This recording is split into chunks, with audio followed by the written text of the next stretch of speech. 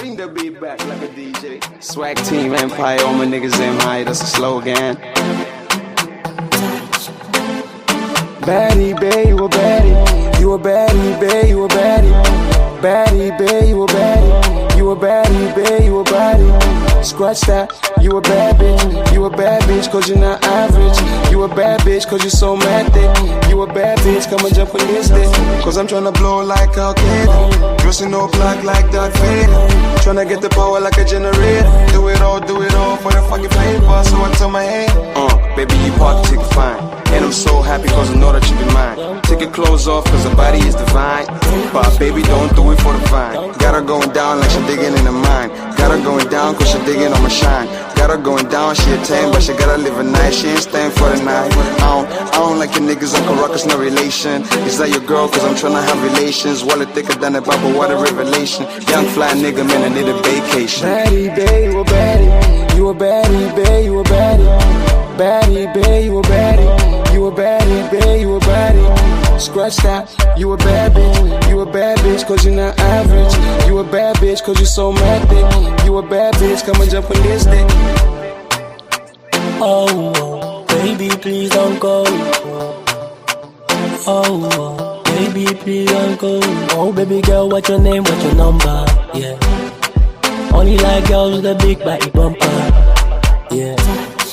Oh baby girl, what's your name, what's your number? Yeah. I see you swagging and rocking my jumper. Yeah. Na na na na na na. Oh, baby please don't go. Oh, baby please don't go. Baddie, bae, you a baddie. You a baddie, bae, you a baddie.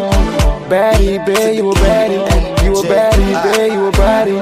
Scratch that, you a bad bitch. You a bad bitch cause you're not average. You a bad bitch cause you're so mad thick. You a bad bitch, come and jump on this dick.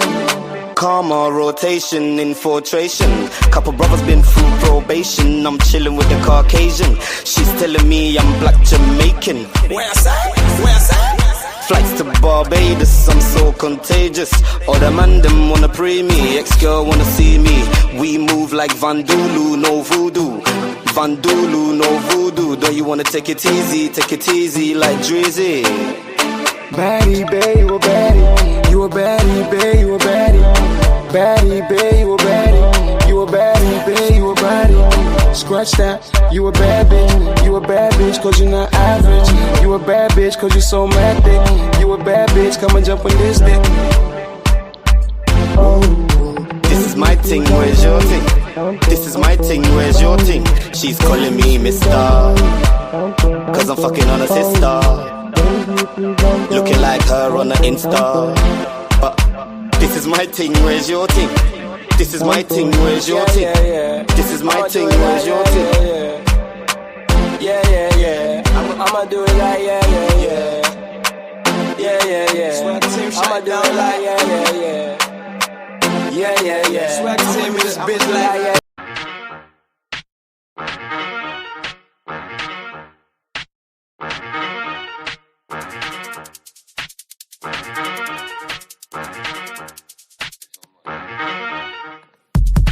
You ain't sick like Penfold. Take no better than Avengers Assemble. Straight up grease, Penfold instrumental. Straight up grease, Penfold instrumental.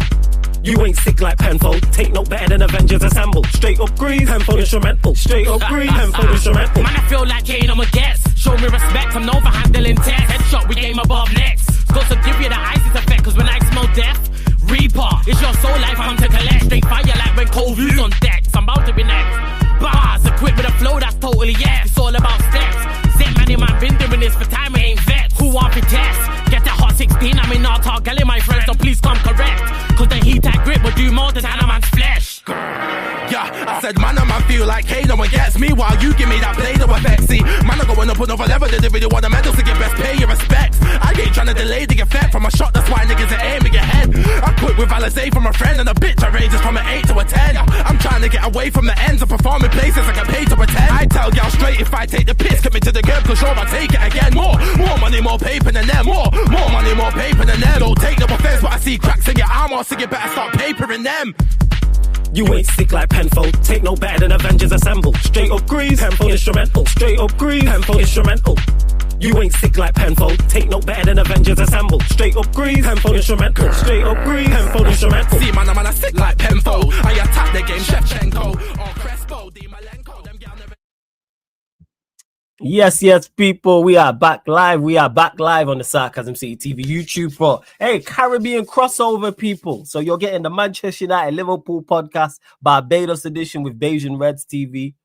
Also, alongside the Yardman podcast Premier League edition as well. So you already know what this show is set to be, people. You already know what it's going to be like. We're going to talk about Chelsea drawing against Arsenal. Caicedo sent off. Was it 2 points dropped for Chelsea? Was it a missed opportunity for Arsenal? Isak finally scores in the Premier League as Liverpool get a win at West Ham as well. And Manchester United won away at Crystal Palace. So keep all your comments, questions, Premier League related. Please make sure, though, you hit the like button on the video. So important you do that when you enter the city of sarcasm. Pay the tax, people. Hit the like button on the video. Make sure you share this out across all the socials as well. Yes, it's flawless at Sarcasm City TV. Follow across all socials again. Yes, it's flawless at Sarcasm City TV. And just as important, make sure you hit the subscribe button and hit the notification bell as well. Make sure you do both of those things. So let me bring in some of the man them that are here in the building. Barnes is here. OG Crab's here. Kaneki's here. What you man saying, man? What's going on? What's good? We borrow this flag, bro. We borrow this flag. You know what? I'm gonna go grab it. I'll go get it. I'll go grab it. Give me a Swear second. to God. You moving mad. Listen, I'm just gonna let. It was the 24-hour stream. That's why I put it up there. But I'm gonna go grab the Bayesian flag. Listen, I'm just gonna let y'all know right now. I'm seething. I am seething with. There's so much hatred right now. So much hatred. I haven't been here since the Everton fiasco. Have you forgotten? Okay. So that's what. So it's hate. It's pure hatred from that.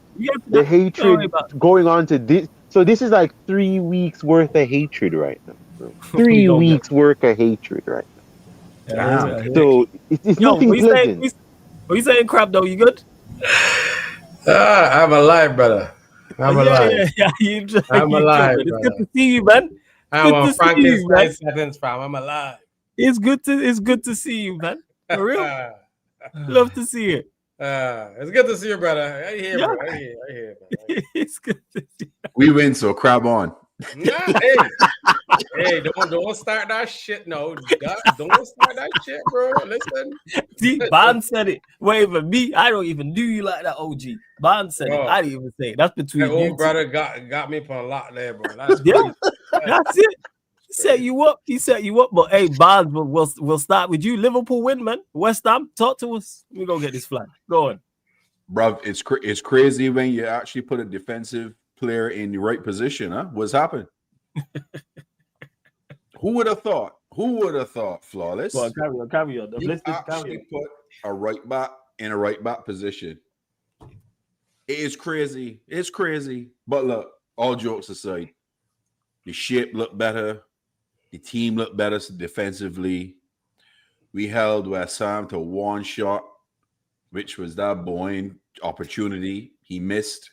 Football is a matter of margins. I still concerned with the midfield because McAllister, really good player when a player is in front of him, but when the ball behind him, my man running with concrete boots, he can't catch nothing. He can't even catch a turtle. Furthermore, that is a big concern. Gakpo played well defensively. Going forward, he missed a lot of opportunities. He messed up a lot of attacking players that we could have done better with. He cost Verts an assist. Good ball in the box. He couldn't control it. If he had controlled that ball, that would have been a goal. That would have been our first goal in the first half. So Bosley played good, but you could see he wasn't comfortable on the right because he was always coming in midfield. But Florian Wirtz, what a game. Boston, he midfield, coming into the spaces, playing really good with the ball. Them 4 extra pounds of muscle he put on helped that boy because he looked really, really good today. He should have had a goal in the first half as well. Nice pass back when he was running through the middle. Should have scored that. But hey, 2 points. Liverpool win. 3 points, I should say. Liverpool win. top half of the table again. Only crappy part today is that Manchester United win.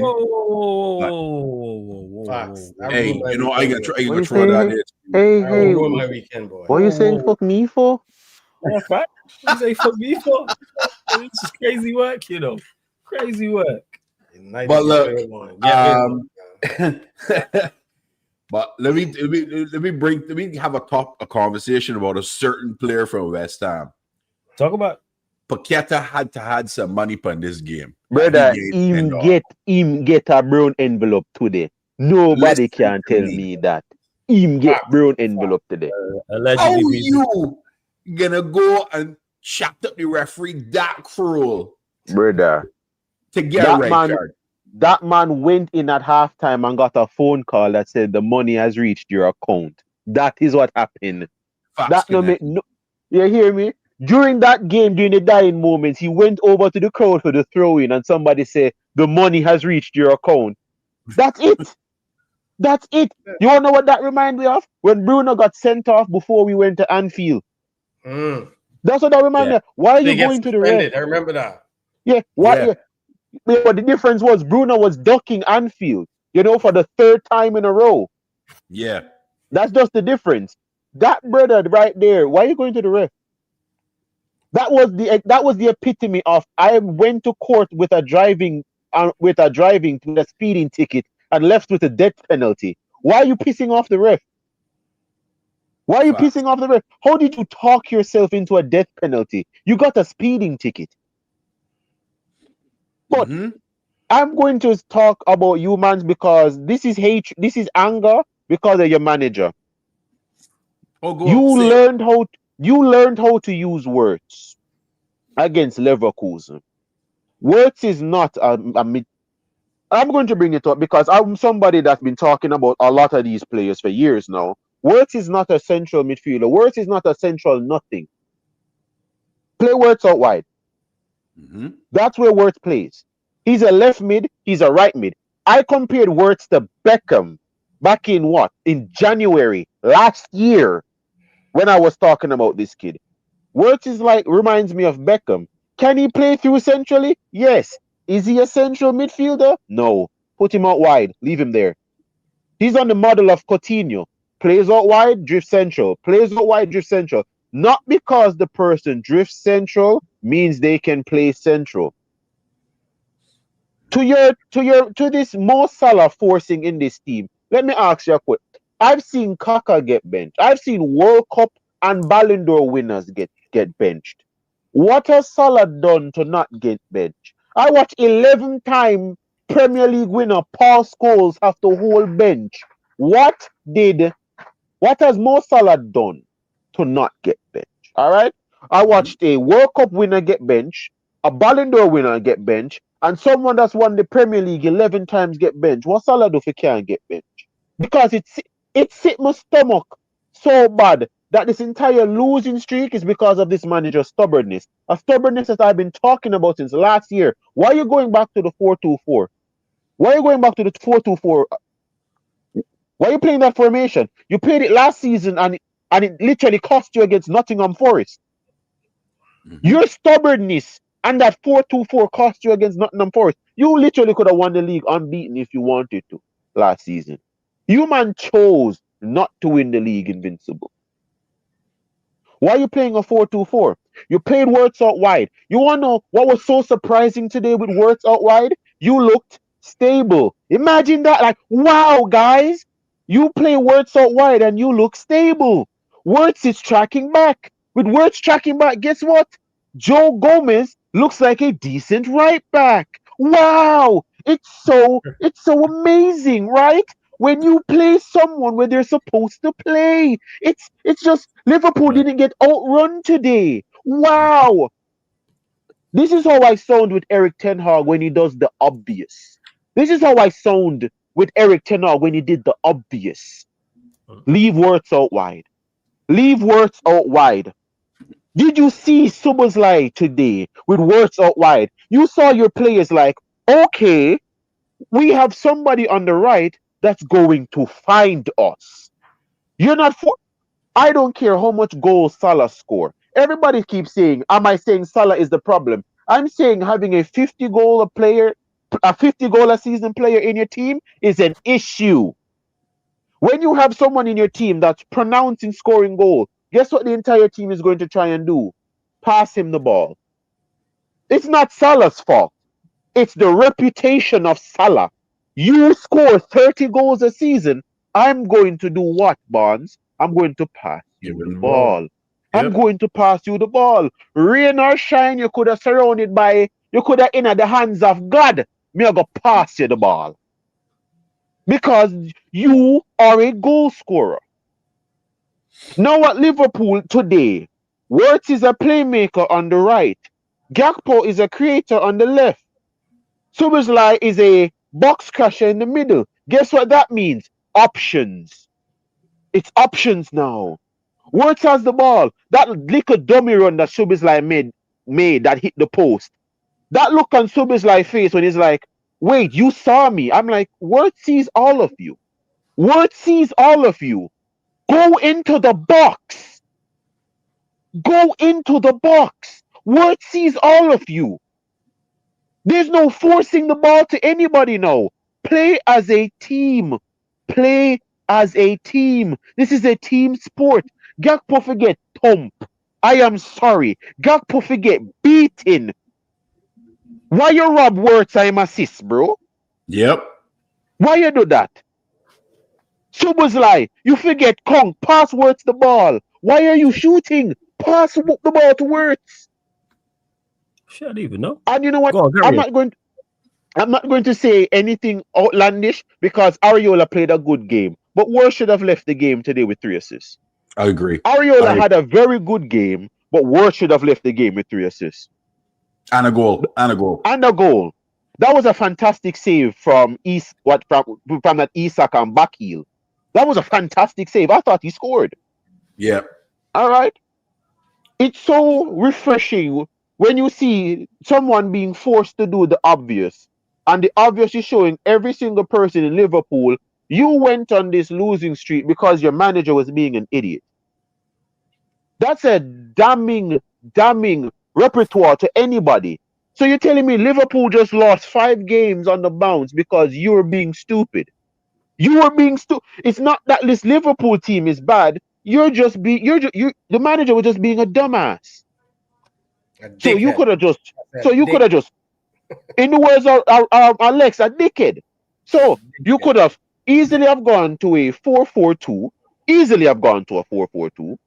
have Gakpo drop into the midfield or drop out wide, have Wirtz play central, have literally them interchanging positions when needed on a pitch, and Liverpool would have been much better off than they are right now. So you are out of a title race because you wanted to be stupid. That's all I got from this. That's all I got from this. Liverpool are out of a title race because of you being stupid. Bro, I hate this. I hate it so much.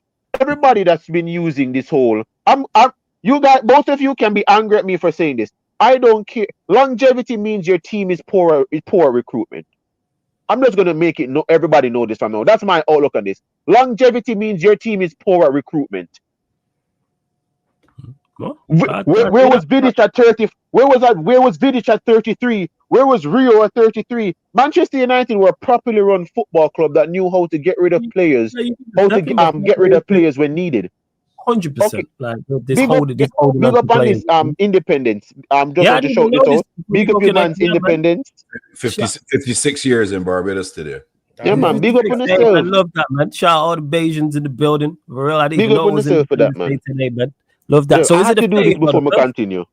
Is it the 30th or the first? It's the 30th or the first? It's the 30th. Oh, 30th. Nice. Okay. Yeah, all right. I had to big that up because that's a momentum moment for everybody. Yeah. I don't want to hear this longevity something. This guy's longevity. Okay, why didn't Real Madrid keep Toni Kroos for longevity? Because that's a properly run football club. Yeah. Why didn't Real Madrid keep Luka Modric until he was 40? Luka Modric could still play football at 40. Why didn't Real Madrid keep him? Because they run properly. Cristiano Ronaldo is still bagging goals. Why didn't Real Madrid keep him? Because they ran properly. Don't come here and tell me about Van Dijk's longevity. You should have had 2 centre-backs understudying Van Dijk since 2019. Facts. Yes, but speaking of that, actually, Kaneki, in regards to longevity, someone you got off the mark today in the Premier League. Man like Isak. You gonna know that? I know that's Crab's guy, but he's chatting to someone right now. Crab, what you saying, man? Your platinum striker off the mark in the Prem. You gotta be happy. Boy, you know, it's like a lot for me to be happy, bro. You know what I mean? You gotta be happy about Isak backing. Listen, What's wrong with you? I ain't happy about shit. Listen, man, right? Listen, hold up, right? You know, when as a boxer, right? And you training for a fight, they give you a shite man in front of you to smack about, right? Talk to your guy, man. Talk to your guy. No, listen. You know, they give you that little shite man to spar up or punch up and beat up. That's West Ham, okay? That's West Ham. Understand? Yeah, we play better. Yeah, it's a good confidence boost for the team. But, my man, listen, it's just common sense things happening today. As in a defender playing in defense, another midfielder. You understand? Right. We got Florian Wirtz floating around the middle there and the front doing his thing, which was good to see. We got Ali back in goal doing his thing. And we actually got Kirkez overlapping. Playing the left back position. And playing, you know what I mean? Instead of coming inside as all this bullshit that we've been playing for the last 8 games. Not inverting. You understand? A lot of men been lashing. Listen, a lot of men been lashing Kirkez, but the brother's just, listen, he's young. He's in a big club now, and he just, you know, he's been told to do the wrong thing. So, you know what I mean? Big up to Kirkez, you know what I mean? You do your thing. You had a decent game. It was a decent game. Listen, when a man had 10 men, we were in a low block, man. We was in a low block. Yeah, and me and Pops was talking and saying, what kind of fuckery is this here, man? You know what I mean? We staying on here, and that's a confidence thing. We were scared to lose the game. You understand? Yeah. We trying to hold on to that 3 points. And we also took Wirtz out the game, so we didn't have possession and control the ball because when Jones came in, we couldn't hold the ball. West Ham had all the possession, and we just sat back. It was crazy. But everybody, a lot of content creators been talking, right? Talk about this is what this man's supposed to have been doing 5 games ago. Everybody been saying this is what you need to do. You need to do this, and he did it. He actually listened and he did it. As in, you got Joe Gomez with injections in there, you put him right back. That's fine. You do your thing. You understand what I'm saying? We got another brother named Ramsey there. I mean, he ain't playing much, but he's a defender. He's a right back. What's the harm in putting him there? We losing. Anyway, it's not like we've been winning games. We losing. Yeah. He's a defender, man. Put him there. But listen, I'm still slot out 100% because guess what? Wednesday when we play Sunderland, I just you're not confident. Listen, all habits die hard, family. You understand? All habits die hard. I expect to see more on the right and gap on the left. You understand? Got you. I'm just going to make you guys know this right now. You see, if him ever go back to that fuckery, he will. You know what? Me just go. Fam, football isn't rocket science. Football is not rocket science. It's simple. Works out wide works. Literally, it works. Put back Subazlai where I'm supposed to play. Stop play Subazlai right back. This is not Philip Lahm. Yeah? That era finish. Stop playing midfield at right back. Sabazlai is our engine, man. He's our engine. He got to play in the middle. Brother, if that's the case, literally just play. Look, listen. But we got defenders, though. We got Ramsey there on the bench, man. Like, he's a right back. Yeah. You have 2 right backs on your bench. Madness. You have a centre back on your bench. There is no need for you, man, to be as bad as you are right now. Your manager is just being a complete dickhead. Yeah? And it pains my heart to see it because I'm somebody that's been talking about Schlutt before you guys even signed him. I was one of the first people to back this guy. Yeah? There's video evidence of me saying when Liverpool signs this guy, you're going to win the league. Video evidence of me saying when you man sign this guy, you're going to dominate. Right now, you're making me look like a liar. Yeah, you won the league. He's a like, yes, you won the league, but right now you're making me look like a liar. Because you're being Ten Hag right now. Like I said, brother, listen, like I said, Dutch managers should be banned from prep coaching in the Prem. Ever. I don't want another Dutch manager. You don't why is it like that? You just going at the Dutch. Yeah. Name me one good manager, Goose Hiddink. That's it. And he really didn't do that much. Slot just brought you a Prem. Slot could take the Prem and get a ras so long, man. I understand. Listen, I happy about the Prem. Listen, I happy about the Prem. I thank you for it. But I just gotta listen, man. Listen, it's 8 games, my man. We lose 8 games. You go. Oh yeah, I know. I've been. Hey, Crab, you ain't gotta tell me. I know. I've been watching. I've been involved. You know, listen, as my man said, we owe the Premier League title race, but technically we ain't. It's 8 points. You know what I mean? See, there you go. You in it. Technically, in the words of Ty from Arsenal, statistically, we still need. So there's a chance then, Crab. There's no chance once we got this ball, Johnny here. There's no chance. You understand? Or he can revert. Listen. When you're a proud man, when you got pride, you can revert, bro. You can revert to your old ways, man. Understand that he's a proud man. I could tell. What you saying about Champs, Crab? What you saying about Champions League? What you saying about Champions League? You finished in the top 8? Talk was, Slot will be playing better in the Champions League. Yeah. What happened? PSV, you know. PSV, yeah. Not the V. We get V up, man. You know what I mean? Hey, speaking of that PSV game, hey, Flawless, remember when I said Liverpool should have signed Sabari? Yeah, I remember you talking about it. Yeah, I do. Yeah. What were your guys' thoughts on the midfield? I said you man should have signed. He's a good player. I ain't looking at He's a good player. But yeah, he well. looked decent. Not Crab. Barnes, what are you saying about today? The West Ham game. Before I actually forgot about PSV, so we'll get to that. Thanks for reminding me, Crab. But yeah, Barnes' thoughts on the game today. West Ham 2-0 win. Listen, sure game. He did the right things. He wasn't stubborn. We come up with the win. We looked a lot better defensively. He changed the formation. He wasn't at a 4-2-4 like he was doing. He went to a 4-4-1-1. I saw a 4-5-1 at one time in the game. We look a lot better defensively. I still am concerned about McAllister defensively going forward. Okay, but his legs just ain't it no more. He wasn't the most athletic of players at all. And with the amount of mileage he got on his legs, once the ball get behind him, he can't catch nothing. So that is a concern for me. Grav had a decent game, not the greatest. He was trying to pick the lines with passes, and you're going to give up balls by doing that. But I actually like that, to be honest. I really enjoyed Cody tracking back defensively, helping Kirkez. Kirkez played really well defensively, not allowing Boyne to get to his left foot, which is his strong foot. He was keeping it on the right foot, which is really, really good by him.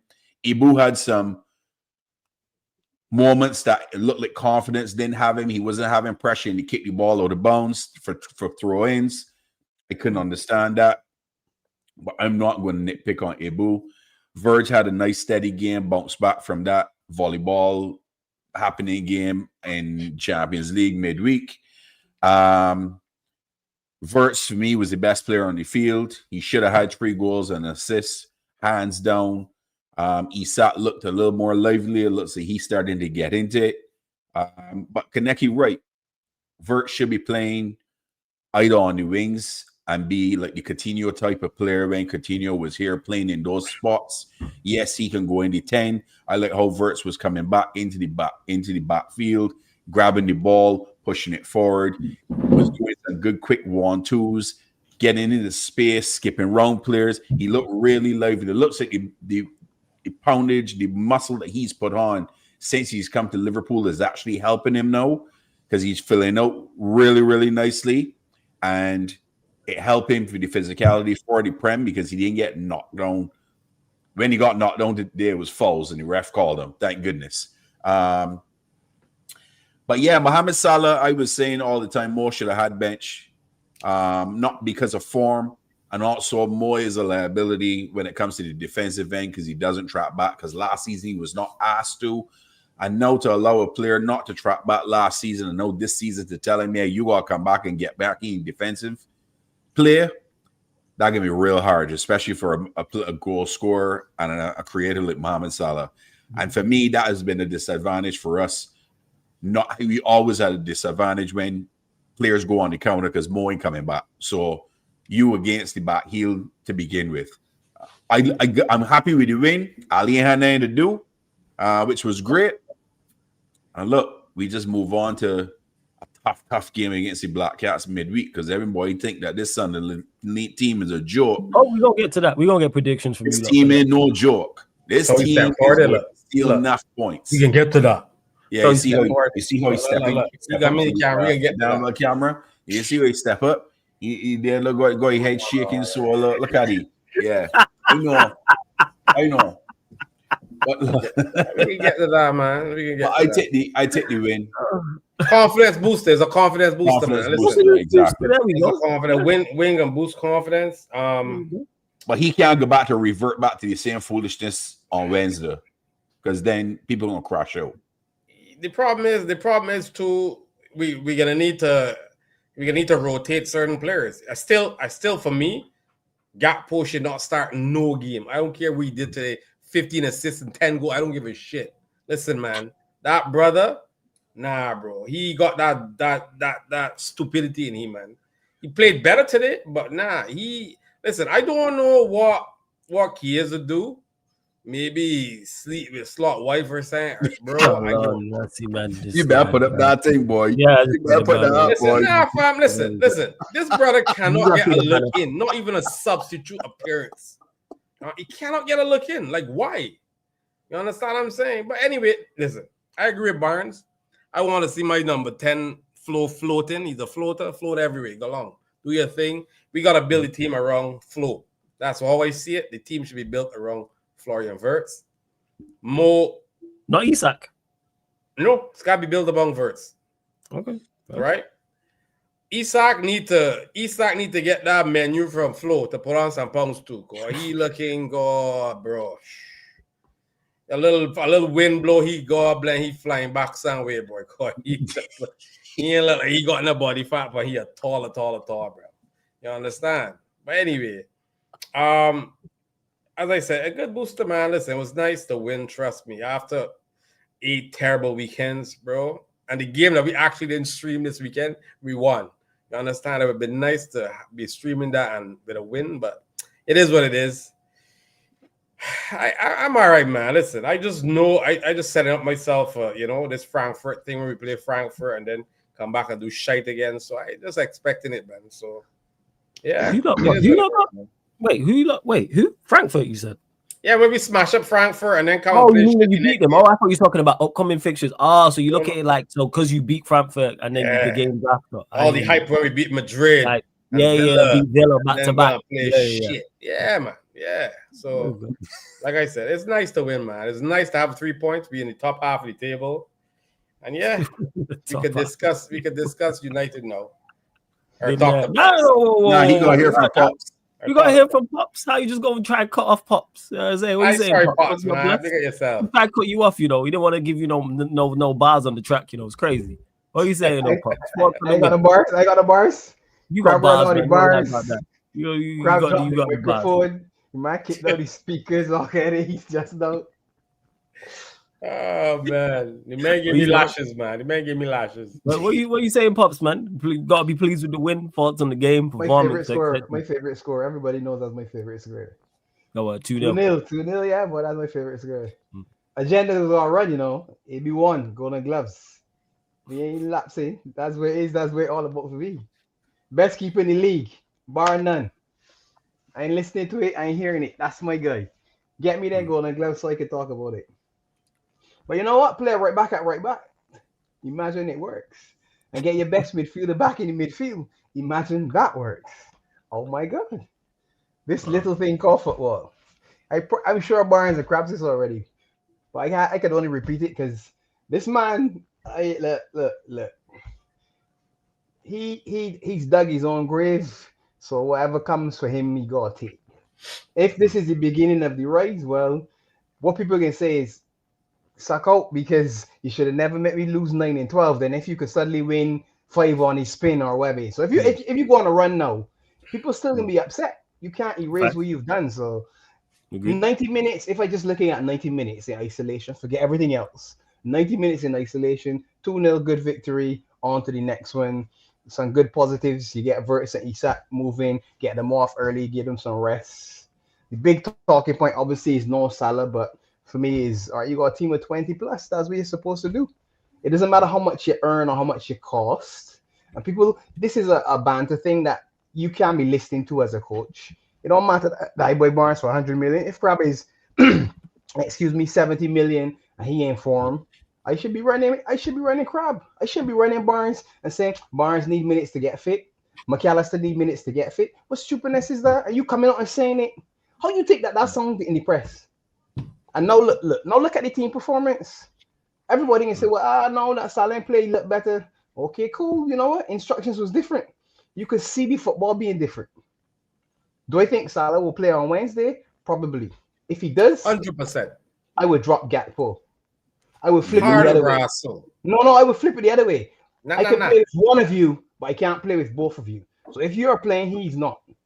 And he got 90 minutes. No, he got, because what you can do is you can sort of have I don't know if you all ever did this, but when you start to ride, you have training wheels or balancing wheels, whatever you call it. And when you get a little better, sometimes the way you used to take off one and leave one on. The stabilizers. Some people, leave one on, right? So that you balance on one side, but you're not too good on the left side, but you're strong on the right side. Okay? Run it the same way. Or you know what? Here's a novel idea. You just won. Put the same 11 men back on the pitch. Agreed. We gotta keep them fresh, man. We gotta keep them fresh. We gotta rotate. Because we nearly shit the bed against 10 men. Crab said it. Just no. We nearly, the Pampers was on. I'm telling you, all of them had on Pampers. That was a dumb diapers, man. Come on, man. That was depends. And the Pampers was full. Flawless. Then went back to the dressing room full. It's stinking there. Big men, you could see it. Big men, they had a victory in so long. You could see them. The finish line was right there and they start panicking. Oh my God. Oh, look at this. Honestly, I agree. I didn't find West Ham to be as good as I thought they would have been. But I also want credit Kirkheads for a lot of that. Because Jared Bowen is the man I say he can score against us. Because I was convinced that bastard was going to score because he always does. And he had one chance late on. And I said, I actually said, when he hit the shot. I literally, and it went over. And I said, Jesus. Because if that went 1-1, I don't know what happened for it. Seriously, I do not know that we win the game if he scores and it goes 1-1. Even when against 10 men, I don't know if we come back and win it. But thankfully, he didn't. And we got the second 3 points, whatever the case may be. I'm glad that honestly running some stats for Ibu because the agenda for Ibu was he in Madrid and all that. And he had a good game against West Ham. Yeah. Ibrahim Kanate versus West Ham. All of a sudden, was next to him? A right back. Imagine now, as a centre back, I don't have to say, I got to do this, this, and this. I just got to do this, my thing. Yeah, Joey, that's your man. I ain't going to run over there because Sabosale going into midfield and going up front to strike. Yeah, spot on. It's very, very novel, isn't it? Yeah, very novel, but I know. Yeah. I'm praying that Joey G doesn't have to get an injection or fluid drawn off because I know that he's not going to give Ramsey a spot. And for me, I ready, Ramsey. You're a right back today. You know what the other three men got? What we was talking, there's no vintage and all that. You got vintage next to you. All right, walk you through a game. Protect him, but get him through 90 minutes. Because they can say the youngster, they let me go over there. No problem. Who playing in front of him? Whoever playing in front of him on the right. All right, that's your. And DM, that's your. And Ibu, that's your. Don't let the man take advantage of our youngster here right back. But he can do the basics that you need to do. Tackle, pass, and get up and down the flank because you're young. Don't forget to move. You got to pass and move. Hey, but you hear me say get up and down.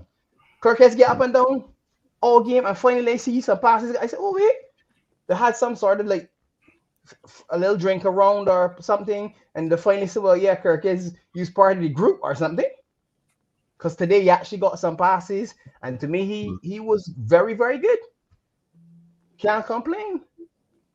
I actually saw Van Dijk pay him a compliment. I said, wait a minute. So we did have a conversation then. Let me be honest. Van Dijk was turning his back on that boy. I don't know what he did, but he was backing him. I watched him in matches, back him and refuse to pass to him. Not just him. It's me and my Gakpo as well. So to see a 1-2 and some passes today, you say this, Lord have mercy. Look at this. The man went church. Maybe they went church. I don't know. It's Sunday. Maybe they went church. Barnes said some prayers for them too. I don't know. Maybe that's it. But good Lord. I said lots. Lord. You know what's funny though? You know what's funny? Kirkes played the last game and he started. I've never expected Kirkes to start this game. I honestly thought Robertson was going to play this game. Nah. Not against Jared Bowen. That would make no sense to me. You can't put Robbo against Bowen and say, you know what? 1-on-1. Try saying 1-on-1. Win? Yeah. No. Nah. Bowen just kicking it and running. You ain't going to do nothing. Then the dribbles required. Kick, run. Come on, Robbo. Let me see what you got left. Nah, not a lot, boy. It's a mismatch. I do too many miles already. Now, making a sense. We've seen it with Madueke. Oh, Madueke ripped Robbo. He didn't rip him. He just kicked it and run after it. One man is 20 something, the other man is 30, right? Somewhere in our region. Yeah. Who faster, me or you? Him. It's clear. So Saka, same thing. He doesn't have to rip him anymore. You don't have to dribble Robert. Just kick it and run. Most of the players that are playing on that side are quicker than him. And you know what? They're quicker than Kirkes too. So in a Robbo team, 1-on-1 with Kirkes, he's struggling too when he's 20 or he can shift. He can shift. He's not a slouch. He's quick. You can shift. The players on the right side are fast. I'm not saying he's slow, but the Madueke isn't slow. Yeah. The wingers are athletic. The wingers can shift. Shifters. Bowen isn't slow. But Kirkes did a job on him today. Credit him for that. But Sunderland gonna be a different kettle of fish. Because you might not confident for Sunderland. What are we saying? I ain't confident. But that may not give up, so we can't be hanging around and doing the shit that we do against West Ham. There's no way I want a 34-year-old midfielder controlling a game against us. No freaking way. Yes, Sunderland is good, but there's no way Xhaka should be controlling this game. No way. No way. That's up to us. That's up to us. If you let him up, 34 years old, man.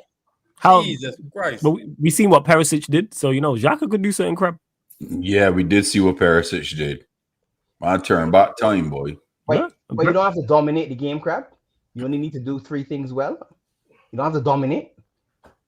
I just want Slot gone, though. I just want it gone. That's it. That's my. Are we back there? At the end of we one game, bro. Come on, man. Slot gonna go on a winning run, man. We gotta be in top 4 by the beginning of January. Even if he has a run, the question marks are still going to be about why you sabotage the season then.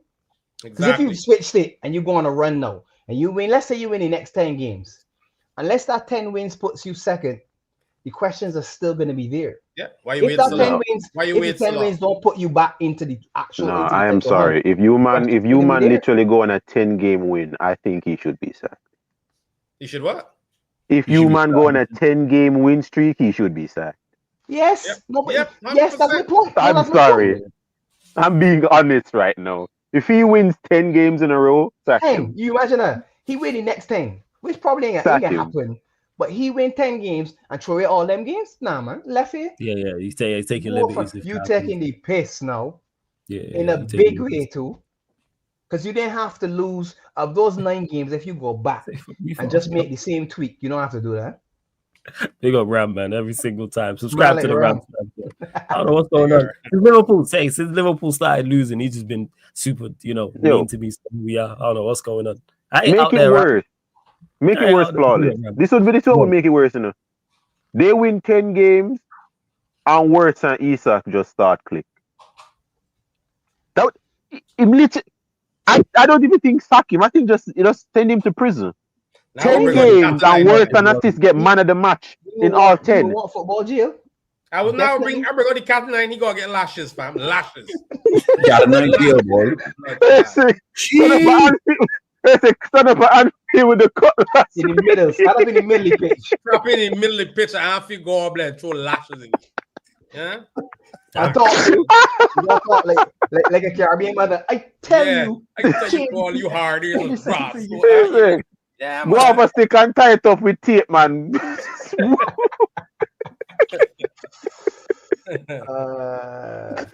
crazy. Oh, And you lot no. in the chat, continue to run up the likes, continue to hit the subscribe button. Make sure you subscribe to Beijing Reds TV. The link's in the title, people. Click the link, subscribe to Beijing Reds TV. Big up everyone in the chat, not called Ram. Hideki, over to you. We got a victory today. United, Palace United, talk to us. No. Thoughts on the game, result, performance, all that Okay, stuff. I'm gonna say this right now. United won because Ismail Assar got injured. Yes. All right, I'm just going to start speaking facts right now. Manchester United won this game because Saw came off the pitch injured. Saw is on that pitch, we lose. Because for the whole game until his injury, no one in our team could handle his pace. They took him on and brought on Nketiah. I saw Nketiah and laughed and said, "We win this." Like, who brings on Nketiah? Who does that? I don't know why I didn't go with the 10. Yep. If you brought on Will Hughes, it would have been different. If you had brought on Will Hughes and put Adam Wharton further forward, different game. You brought on Nketiah. And what was he going to do? What was Nketiah going to do? That's like you're losing a game and you're losing 4-0 and you're bringing on Christian Benteke. Like, really? This game, everybody about Bruno Fernandes 2 assists. Listen, them 2 assists don't count. He gave the ball to Xerxes, and Xerxes' individual brilliance led to the goal. Xerxes didn't score that goal because Bruno played him through. You lobbed the ball, Xerxes controlled it, made it turn, volleyed it through 2 people's legs. That's not Bruno. You shouldn't get an assist. You should not get an assist for that. Everybody's talking about this, right? This Bruno Fernandes. Bruno shouldn't get an assist for that. Do you think anyone talks about what's his name? Peter Crouch when he passed the ball to Gareth Bale against Inter Milan? You think anyone cares that Peter Crouch passed him the ball? Yeah? Who remembers when Busquets passed the ball to Messi against Real Madrid when he got the ball and killed 5 Real Madrid players and dinked the keeper? How about Dani Alves' assist when he gave the ball to Messi at half line? He skipped past 7 players and dinked the keeper. Does anyone care that Dani Alves got an assist for that? Bruno shouldn't get an assist for none of them. None of them. When you just give a player a ball and the player does individual brilliance and score, the player that passed the ball should not get an assist for that. You didn't contribute. You didn't contribute. Yeah? Like, Mason Mount scored, congratulations. You still have less goals for Manchester United than Lindelof. You've contributed to less goals for Man United than Lindelof. Congratulations. You're still behind Lindelof in goals in the Premier League.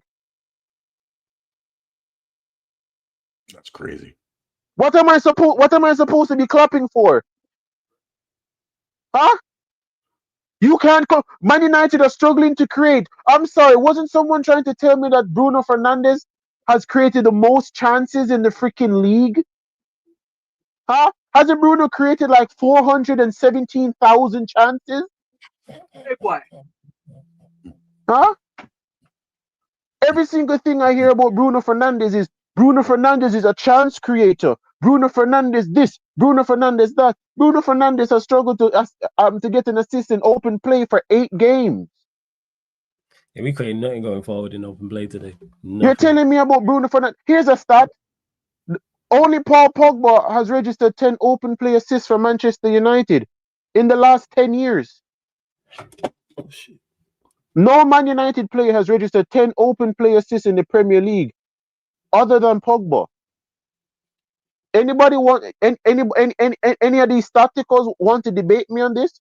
Bruno Fernandes has not registered 10 open play assists in a Premier League season. He's never done it. Trent has done that, mind you. Trippier has done that. Yeah, right now, this season, Declan Rice has more open play assists than Bruno Fernandes. And Arsenal's been scoring nothing but set piece. Declan Rice has more open play assists this season, yeah, than Bruno Fernandes. And people are telling me about creative. What creativity does Bruno Fernandes have? Can someone please tell me? You're currently 4 seasons straight in the Premier League and you haven't hit 10 assists. Bruno hasn't hit 10 assists in 4 years. 4 straight Premier League seasons. He hasn't hit 10 assists. That's crazy. People wanted to everything I've heard. Bruno Fernandes is an 8, and then people are playing Bruno Fernandes in the 8. I know I'm hearing Bruno can play as an 8. What do you mean Bruno can play as an 8? Weren't you idiots telling me he can play as an 8? He's definitely not like this. Kind of, do I think he can play as an 8? Yes. 2025 and Luke Shaw is still in the team. 2025 and I'm still looking at Luke Shaw. Lenny Euro today was horrible. But I expect that because this is his first time in the league. And it literally shows there's no guidance in our back line. No one's helping him. No one's trying to. The lit was also terrible today, which didn't help. No, that doesn't surprise me. 2 players in our back line have never played in this league before. And we have no one in our team to help them. There's no one in our team. Look at Thiago Silva at Chelsea, how you watched him direct and help anybody beside of him to marshal through games. We have no one in our backline to help none of these guys. Everybody in our backline is literally learning on the fly. Everyone in our team is learning on the fly. Yeah, because they're out there by themselves. Kaneki. They're out there by and I get this. But I'm being told that we have one of the best captains in the league. But he's coming out on national television dragging someone that's never been in the league before. Hello, fellas. What you say, Javan? You good? Mute him. Mute him. I don't need to mute him. How you doing? No, mute him. Division man, them. Kick him. My bad man. Kick him. Jamaican brother. Flawless, kick him. Flawless. Flawless, kick him. Go on, carry on, say what you say, Kaneki, before we get to everyone else. Go on. Ruben Almarim, brother. You see, when the transfer window come, dog, put yourself on the transfer market. Yeah, please. Yeah.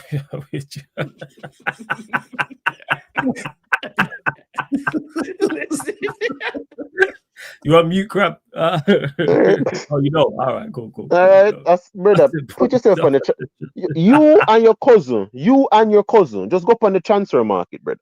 Please, please, brother. Because 10-man Everton. Man said Drewsby Hall, you know. I'm watching Everton. How am I watching a boxer fight his coach and I lose the boxing match? How that work? This brother is fighting. You gotta love it. He's fighting his help and then turned around and beat me. That don't make sense. That don't make sense. Shout out all the 3-point collectors this weekend. Sorry, go on as you were. Brother. Oh, no, you're gonna get to your flawless. That's fire. You happy, yo? You too happy? I tell you, kick him already, you know. I tell you, kick him already, you know. You're not here. You think it's a shameless job? I'm glad we never went to the air. I wanted you to win today. You know what I'm saying? And then Caicedo had to fuck it all up, but we'll get to that. Go on. Yeah. Man United, everybody's like, see people going at Xerxes and then surprise, Xerxes score. I wouldn't play Xerxes today. I'm like, listen, Manchester United fans, this fan base don't deserve good things. You don't deserve good things. Because, yeah, for the sake, I want you to understand, you know, Manchester United, for the sake of having a debate with Manchester City, you completely got rid of the balance in this team because you want to debate Manchester City. Can anybody name me a Liverpool midfielder that's on the level of Kevin De Bruyne? It don't exist. You think Liverpool fans' business do you think Liverpool care they don't have a midfield on the level of Kevin De Bruyne? They won a Premier League and a Champions League. These men won a Champions League before Kevin De Bruyne. These men went to 3 Champions League finals before City went to 1. You think they care about having a midfielder on the level of Kevin De Bruyne? But because of that, you man turned on a midfielder that we had to champion Bruno. And then you're looking at Bruno Fernandes in the midfield and now realizing Bruno can't play midfield. Why am I hearing we need a midfielder? I thought we had Bruno Fernandes. Why Man United looking at a midfielder? Midfield, yes.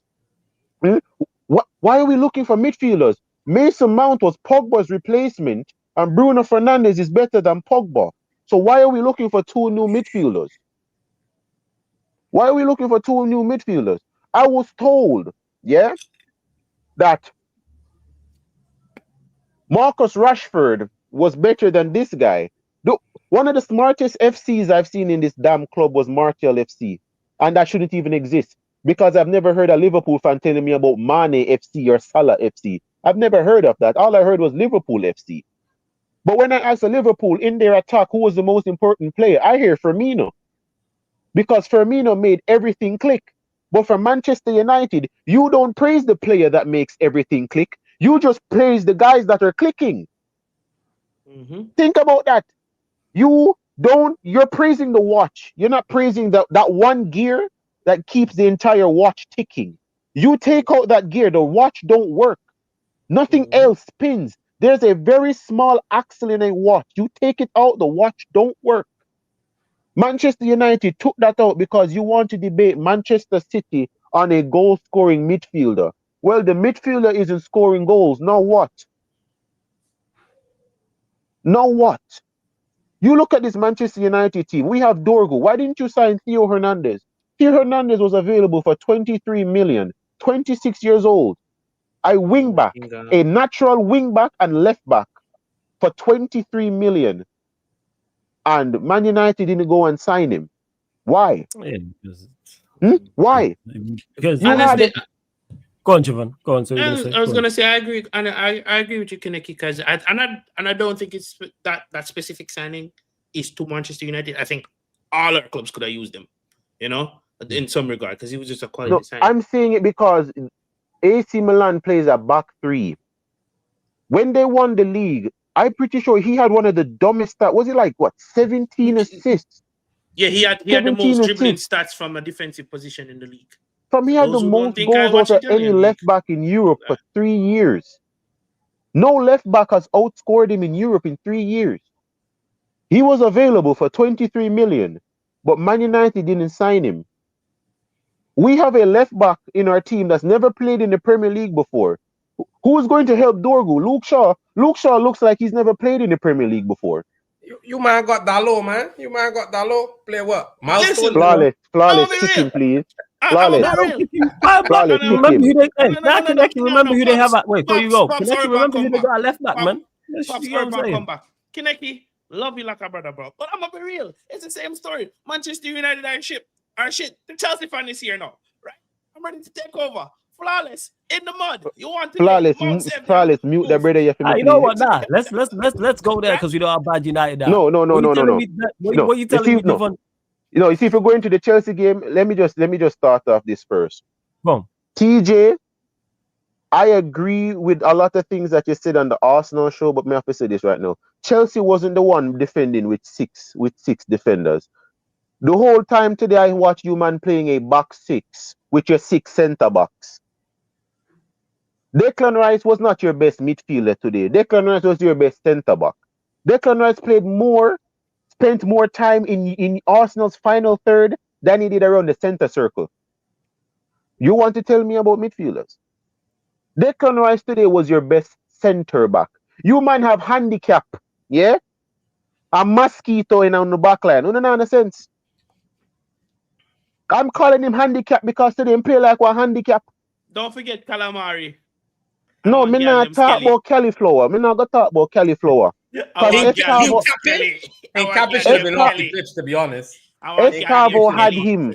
Fam, Escavo had that brother looking everywhere except on the pitch. Yeah? Joe Pedro to get beaten. I'm going to tell you that right now. Joe Pedro to get beaten. You know what was Chelsea's problem? No. They have no finishers, man. That brother Pedro wastes things, boy. Man, he wastes. But let me tell you this. Control the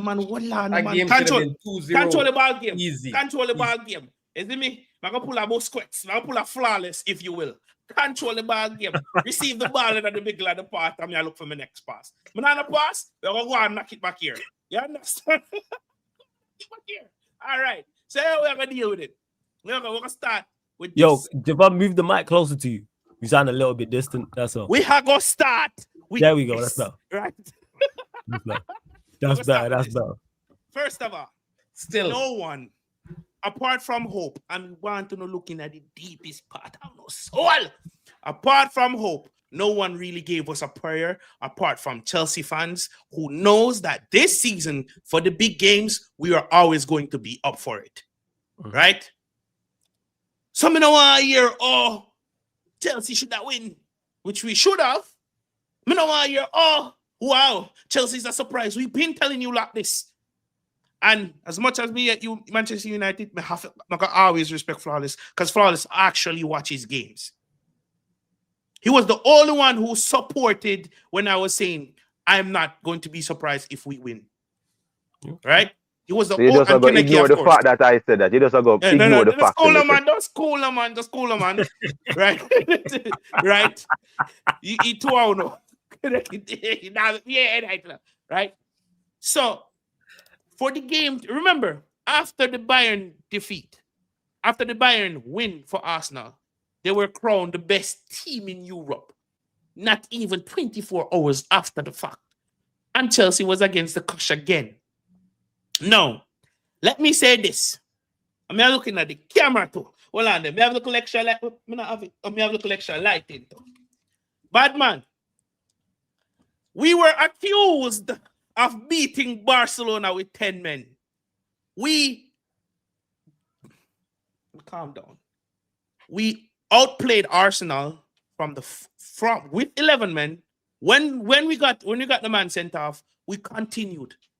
Maresca, so you play a ball with 10 men. Right? Arsenal, who picked apart Bayern Music, I'll call them Bayern Music and Anna Munich. Bayern Music, Arsenal, who picked them apart, now I'll give you credit where it's due. What is the excuse for Chelsea now? PSG. Summer is a preseason tournament. PSG play the amount of games. Doesn't count. Liverpool are falling off a cliff. Barcelona, high line. What's the excuse for Arsenal? What is the excuse for Arsenal? Yeah. It was raining. It was raining. You lot with a better side with 10 men, like clearly. You weren't even in the debate. You don't have your starting defender. We didn't have Caicedo. We didn't have Palmer. We didn't have one of our best defenders, which is Cowell. What is the excuse? Set piece. League Gunner. Well done. I'm going to say League Gunner. I know you watch this show. Bomber Clark Gunner. We were on a stream with Carefree Lewis G. League Gunner asked me the question because he thinks I'm one of these numpty-headed Chelsea fans. You asked me, how can we hurt you and how can we attack you? I told you clearly, set piece. You might think it's crazy, but Maresca has found a way to target set piece. Every single set piece Arsenal got was nullified. And on every single set piece, there was a counter, which is what I told you what was going to happen. No, Maresca did. He just put two players on the halfway line. Who would have thought? Right? That simple. Not only that, we scored from a set piece. Caicedo, Zubimendi, Rice, Enzo. Who won that midfield battle? Reece James. Told, because I was on a lot of shows this week building up to this game. I told everyone, if Reece James plays in midfield, I am not fussed. Because he's slowly becoming one of the best midfielders in this league. How? Because the guy is just a quality player. And when you put a quality player in any league, in any position in this team, they will thrive. Cool. Out of the right back. You don't thrive at right back. Put him at right back, locks up your you best say player. Everyone's a Shabazz like crab. I hear it. Go on, Javon. Carry on. Thank you, man. Thank you. I hear it. He's your best right back. Am I lying? Nah, big up to Chelsea, man. Listen, y'all, man. See, man, just ignore, man. All right, it's cool. Big up to the feels, man. You just got told me. You know what I'm saying, man? Just ignore, man. I did a great overlap, and man just didn't play me the ball. Let me say this, right? I just overlapped, and Crab said, "Yeah, fuck you." Nah, man, listen, Caicedo's get rid of. Run back now, dude. I'm gonna be honest. The only negative outcome from this match was Moises Caicedo. And you know why I think this happened? Why I think this happened? The build-up to this game was centered around him and Declan Rice. And it's so funny because for me, Declan Rice didn't even play well. I'm going to be real. Declan Rice did not even play, especially in that second half. You think, okay, what are his best qualities? Carrying the ball. He tried carrying the ball. James or Enzo still took it off of him. Malo Gusto still took it off of him. right? He dropped back to find those passes. Those passes was getting cut out. The interception was being there, right? Robert Sanchez, elite, world-class game. Say whatever you want, argue with your mom. World-class game. He showed up and showed out. Sanchez was very, very good. Before you continue, though, Javon, just hold that thought 1 second. Shout out to Gunner for the raid. Speaking of Gunner, shout out Gunner for the raid every single time. I understand why he put money makes because, you know, our number 10 actually scored, whereas yours disappeared, but that's a whole different conversation. Go on, as you was, Javon. Throwing shots, right? Speaking of number 10, did you watch the game, Crab? Did you see Eze out there? I'm still looking for Eze to this day. Was Eze in West London? He might be in Barbados. You know what I'm saying? He might be out there. I don't know where he's at. I think he's at Tottenham Hotspur Stadium, bro. He's still. We're not talking about hesitate. I hesitate your talk. Hesitate. I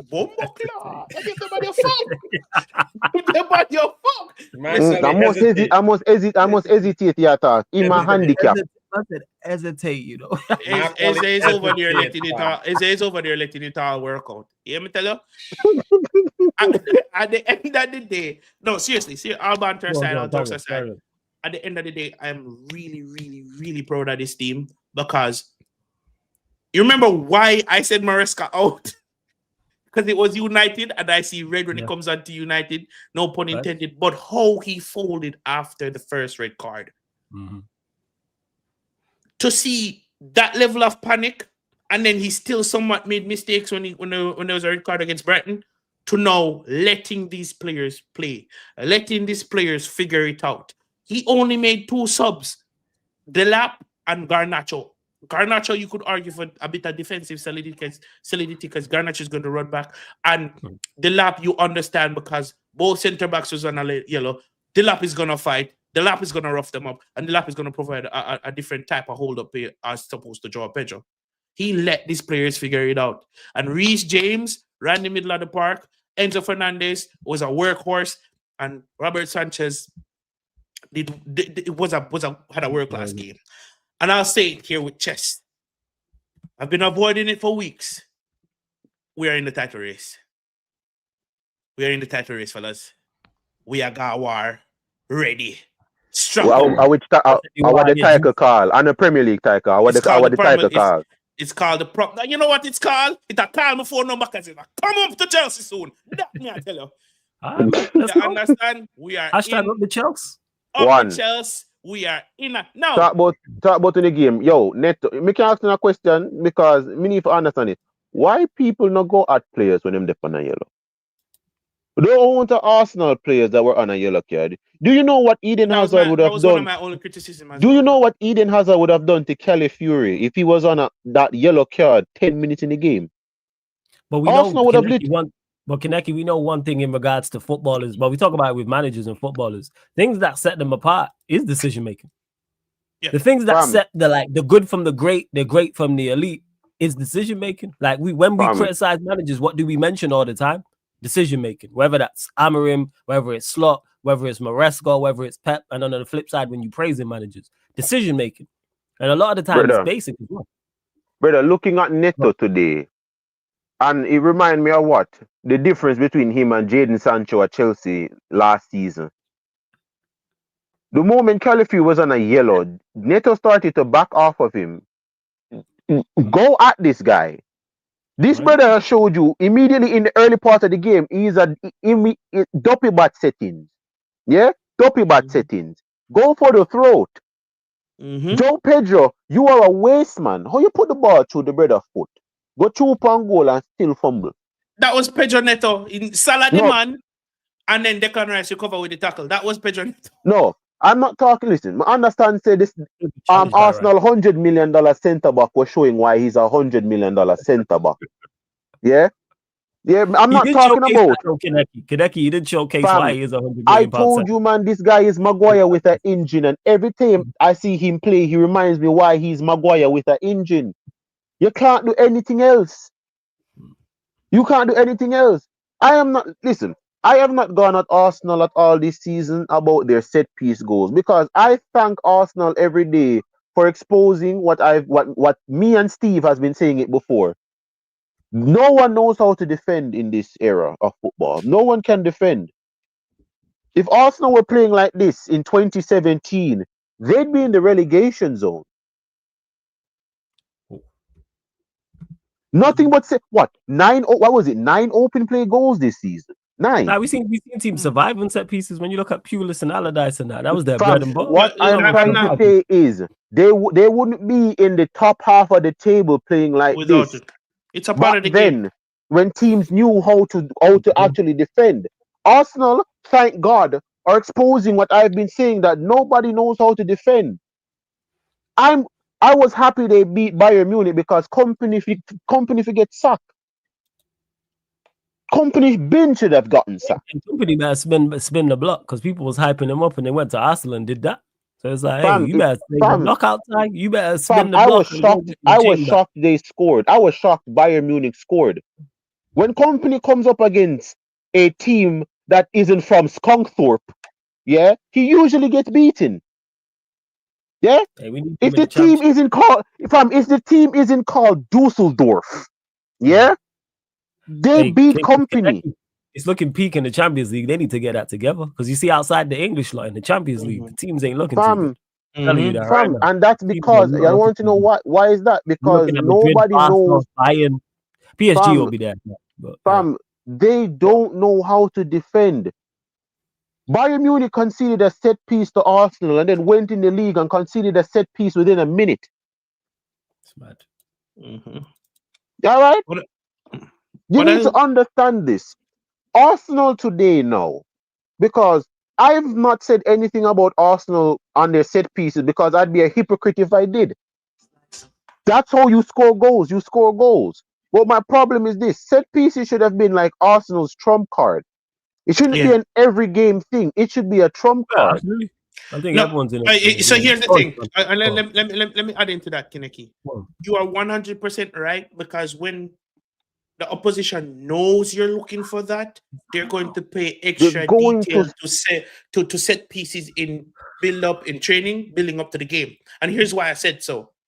You see, when Mariska left 3 people at the halfway line today, that wasn't the first thing. The only other time we did it was when we were going through a short period when we were having the long throw issue, when we couldn't defend long throw to save our lives, leave 2 people out and give Robert Sanchez the clearance to come and grab the ball.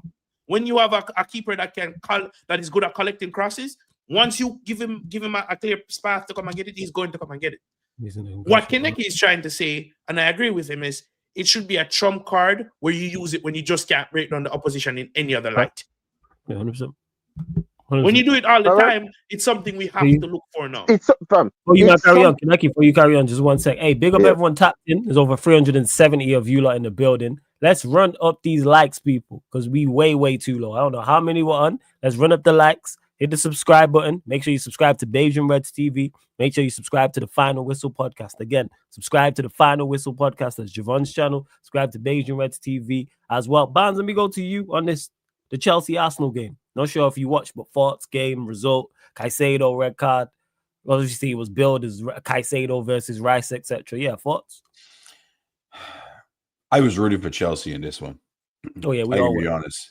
I was rooting for Chelsea big time because I can't stand that Arsenal fans or the club.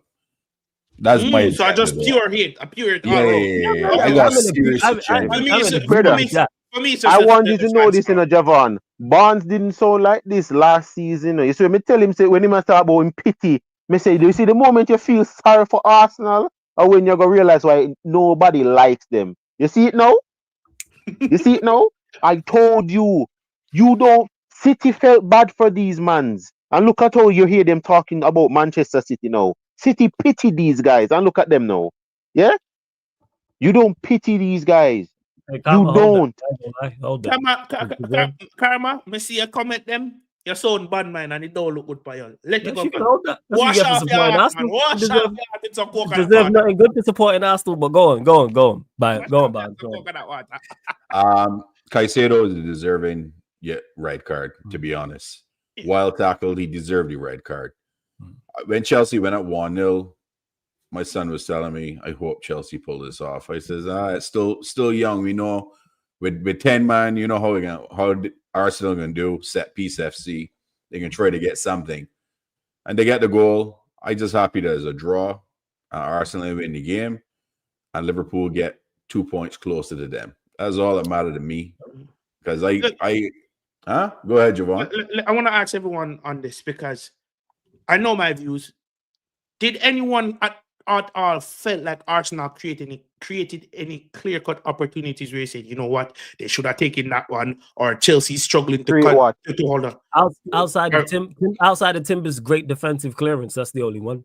Yeah, that's the only one. For Gyökeres score, that's the only one I can think of. I can't think of it anymore. So that's why I the reason why I asked that is because I want to get. I know I'm a Chelsea fan and I can be a bit Chelsea-sided at times, but genuinely, no matter how they fuck it, don't matter. I mean, I was allergic to the show. No matter what that.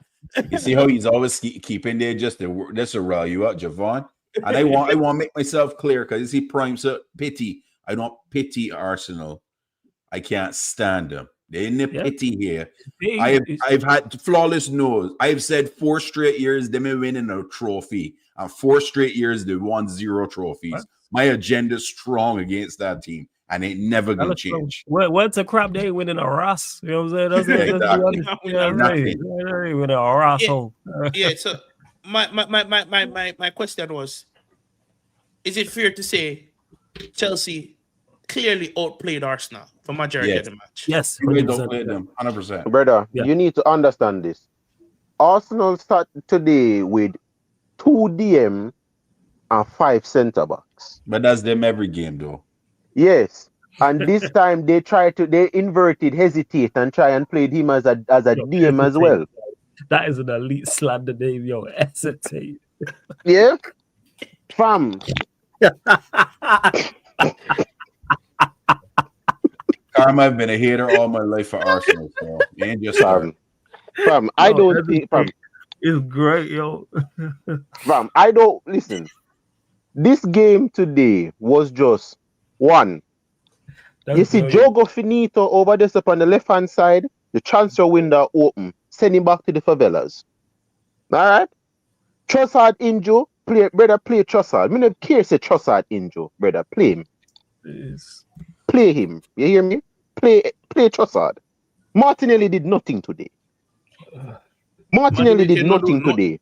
I'm guaranteed if you played Ben White on the left, he would have done more than Martinelli. Martinelli don't do nothing in any game. Is it Soko? He's a road runner. Martinelli is a road runner. Beat road runner. Yeah. He's a runner. He's a track star. But is it because of them, or did we just negate everything they tried? I think it's a mix of both. Like, you lot defended very well and you give credit, but we also seen, you look at Arsenal's attack. They started, it was Saka, Moreno, Martinelli, Eze. Yeah, but you got Eze out there who's of quality. You got Saka, but the other two, there isn't really much you look at and go, yeah, that's a top quality. There's a reason they went before you go Kaneki. They went and got Gyökeres. There's a reason Arsenal fans all summer long were talking about going to get a left winger. And also, obviously, you lot are one of the better defensive sides as well, and have been as of late. Even though it's because you got Sanchez there, you got Fofana, you got Gusto, you got Cucurella, and in front of that you got Reece James and Caicedo. So from a defensive standpoint, you're well covered. Reece James and Caicedo. I don't think there's a more secure defensive partnership from a midfield perspective than those two. Yeah, and Javon, to be honest, if Chelsea put a standing fan at right back, Martinelli wouldn't pass it. Bombo Clark. You're a runner, like Man said, man, road runner. We know what give him space to run into. We know what it is. Ask him to be intricate and link up and break down break down a team who sat at mid block or even deeper. Like, we know we're gonna struggle. You need to understand today, yeah. It was during the game. I was wondering who was down to 10 men. Was it Arsenal or was it Chelsea or Arsenal? Because the way I saw it playing out, Arsenal looked like they were down to 10 men. I watched Chelsea go on a counter, and the moment Neto got the ball and look up, it was a sea of red in front of him. Neto passed a DM and had to pass another DM to pass a centre back just to get surrounded by 3 more centre backs. What formation is 6-3-0? What formation is that? So like you start our girl phone number. Brother, that's like some area code.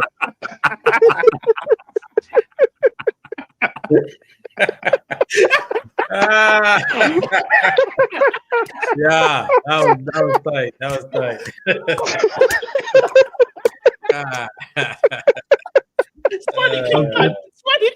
Well done, you boy. Well done.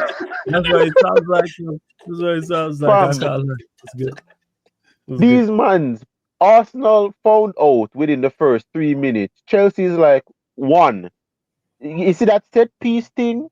No, score from open play. And the whole match. Like really, like Mikel Moreno. Granted he scored, but really?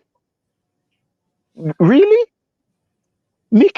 You're The two beast. midfield, Come on now, brother. put some respect. You're two midfielders because Rice was nowhere in the midfield. Rice was a centre back. Rice was playing his natural position today. Yeah, as a centre back. Your two midfield was flipping Zucchini and freaking Moron.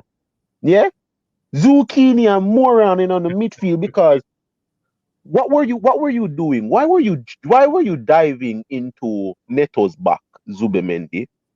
I know, so you asked for somebody's shirt, you know. I know, so you asked for somebody's shirt, you know. That's not how you ask for somebody's shirt.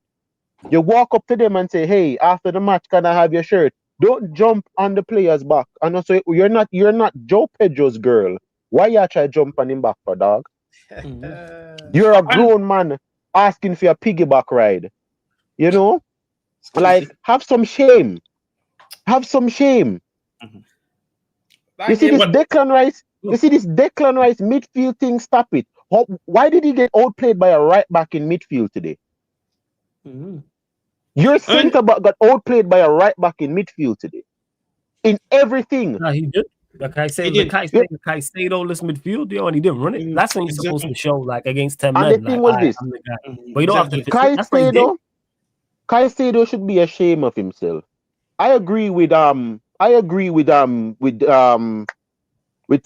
on this. Caicedo, I am sorry, but you just cost Chelsea 2 points. You cost Chelsea the win today because you're not any composed DM. I don't care that it's a derby. You've seen blood in the water from 5 minutes. This Arsenal team is rattled and tired because their manager don't believe in rotation. Ain't no Gabriel, ain't no Saliba. So no, they have to try and score from open play now. Because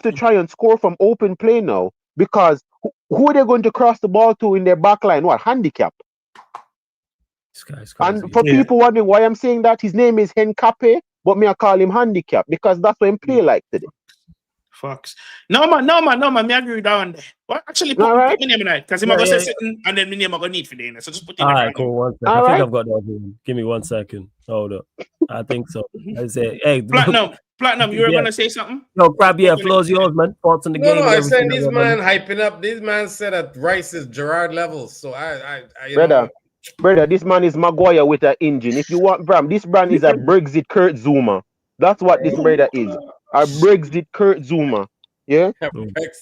You are a pie and mash. You're a pie and mash Gerard PK. What I will say on the Marino point, listen, it might sound mad, but slapping number 9 on him back and tell him to go on. Because you can't even complain that is just a one-time thing and it shouldn't be. At this point, he's been doing it consistently. When your other striker them not either the perform or injured. I'm gonna be real. Me Arteta, me take a chance. He scores in the big games. He scores when he need a goal. And then if worst case scenario when the team is not playing with him, you throw him up front anyways. Make him a number 9. Take him out of the end. So me see it. Brother, the whole game today, one, Estavo kid take a bow. You guys got lucky that Barcelona were, $1.3 billion in debt, but somehow are still in La Liga. But we're not going to talk about that right now. $1.3 billion in debt, and you stayed in the league. We're not going to talk about that right now because Barcelona wanted Estavo. Estavo today was just, But his decision making, you see the inexperience with him. There was a Yeah, point in the game where he should have passed and he took a shot. yeah, I'm yeah. not Yeah. not I'm You not should have laid it after Pedro. he should have laid it off the Pedro. Now I'm not going to be evil and like overrate this kid. I'm not somebody that's going to do that. You can see there's a player there, but you need somebody experienced with him. You need somebody of experience there to try and chisel off the edges off of this kid. I don't need your fan base hyping up this kid and he ends up looking like Ansu Fati. Yeah? I don't Kinnicky, you need know that what I right think it now. is? You know what I think it is? And I think that this is his first major game in a derby. Yes, I give you the Barcelona thing, but he might come off of the Barcelona high, and everyone stressed the importance of this game going into the match. So certain things you can't see. A chance fell to him, and it's not in his character to put it that high over the bar from his right foot. Because people say, oh, he used it, they use the excuse, oh, it fell on his right foot. No, we've seen what he's done, what he can do with his right foot multiple times, right? So I think it's the same thing with him and Caicedo. They were chomping at the bits to do well, for lack of a better term. Do you get what I'm trying to say? Yeah. They're somewhat anxious, and with them being anxious, one told the line of the dark arts a bit too far than he had to go, which is in Caicedo. And I think Estevao was trying a little bit too hard. And he's a young player, he's going to be inconsistent. Thank you for saying that because I never wanted to say it because I don't want, like people in the comments, I don't want to be seen as, I am someone that I love football. I praise players. I praise that Liverpool youngster that they have at striker. Well, I'm Rio. And I hope your manager understands that.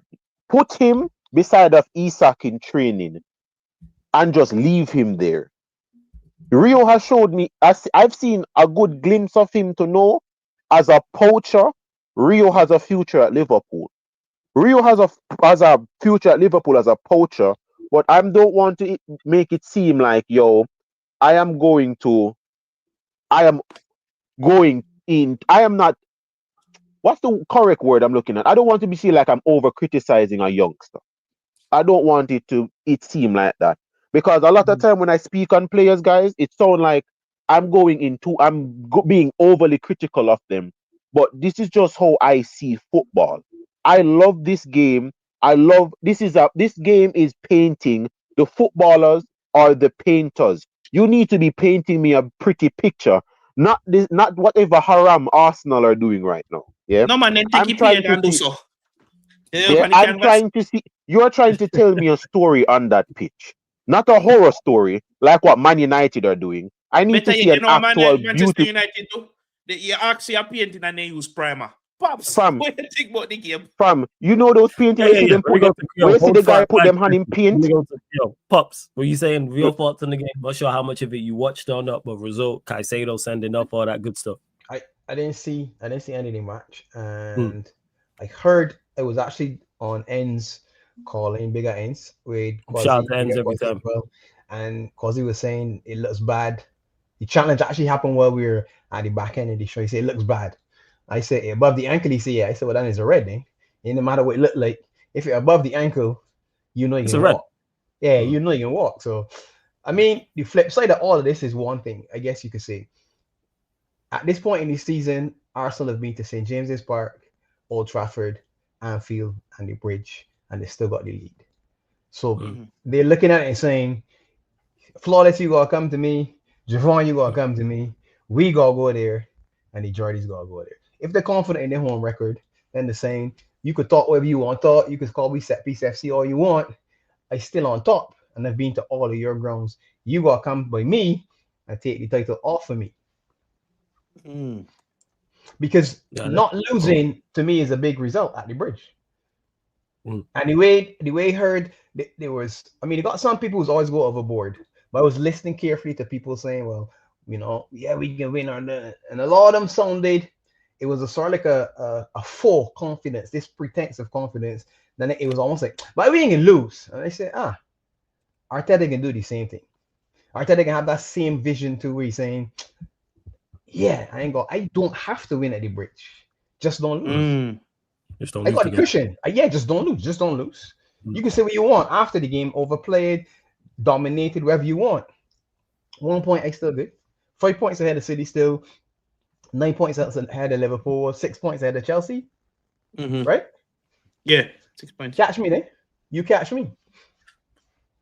It is a catch if you can't type of thing. Nah, but I still think based on how we played them today, we kind of set out a blueprint on how you can get at them, like the physicality and stretch the back line. If you understand, so you carefully, right? No. This is me telling you that Arsenal win the title. You know, I'm just saying. Here's another perspective. That's all. Hey, no, you're right. When I look at the numbers, Liverpool have been poor, and the gap is just 9 points. City's being poor, as people saying City over this, that, and it's 5 points to City, and it's 6 points to you. So as much as it's they got a lead, it's not the lead that the chess sounded like it would be. Because if they win the game, now it's a different story. We 9 points. That's 9 points. 9 points. 7 points. Yeah. So the gap suddenly doesn't. So the chess a little lower down than it would have been. Flawless would be leaning forward, not flawless, but the flawless equivalent in Arsenal would be leaning forward more if he had won the game. But he didn't win, so you got to ease back a little. You got to lean back a little bit. No, the chest no punch about it a slow leak. Yeah, you can hear a little wheeze. You know when somebody wheezing like asthmatic. I can hear a song, but exactly. It's there. And as much as there's a lot of bravado around a lot of the fans, it's still way too early in the season to be talking about done, So this idea that it's ours, because we were handed the title after 5 games. I said, Jesus, 5 games. All right, let me go home. Are you happy? Me? Give me it and let me go home. If you want, give me out. I said to myself, how people telling me that Liverpool when they tell them with 5 games in? Oh, the man win all 5. Oh my God, it done. Switch 8 weeks or whatever it is. Arsenal win the league now. I said, okay.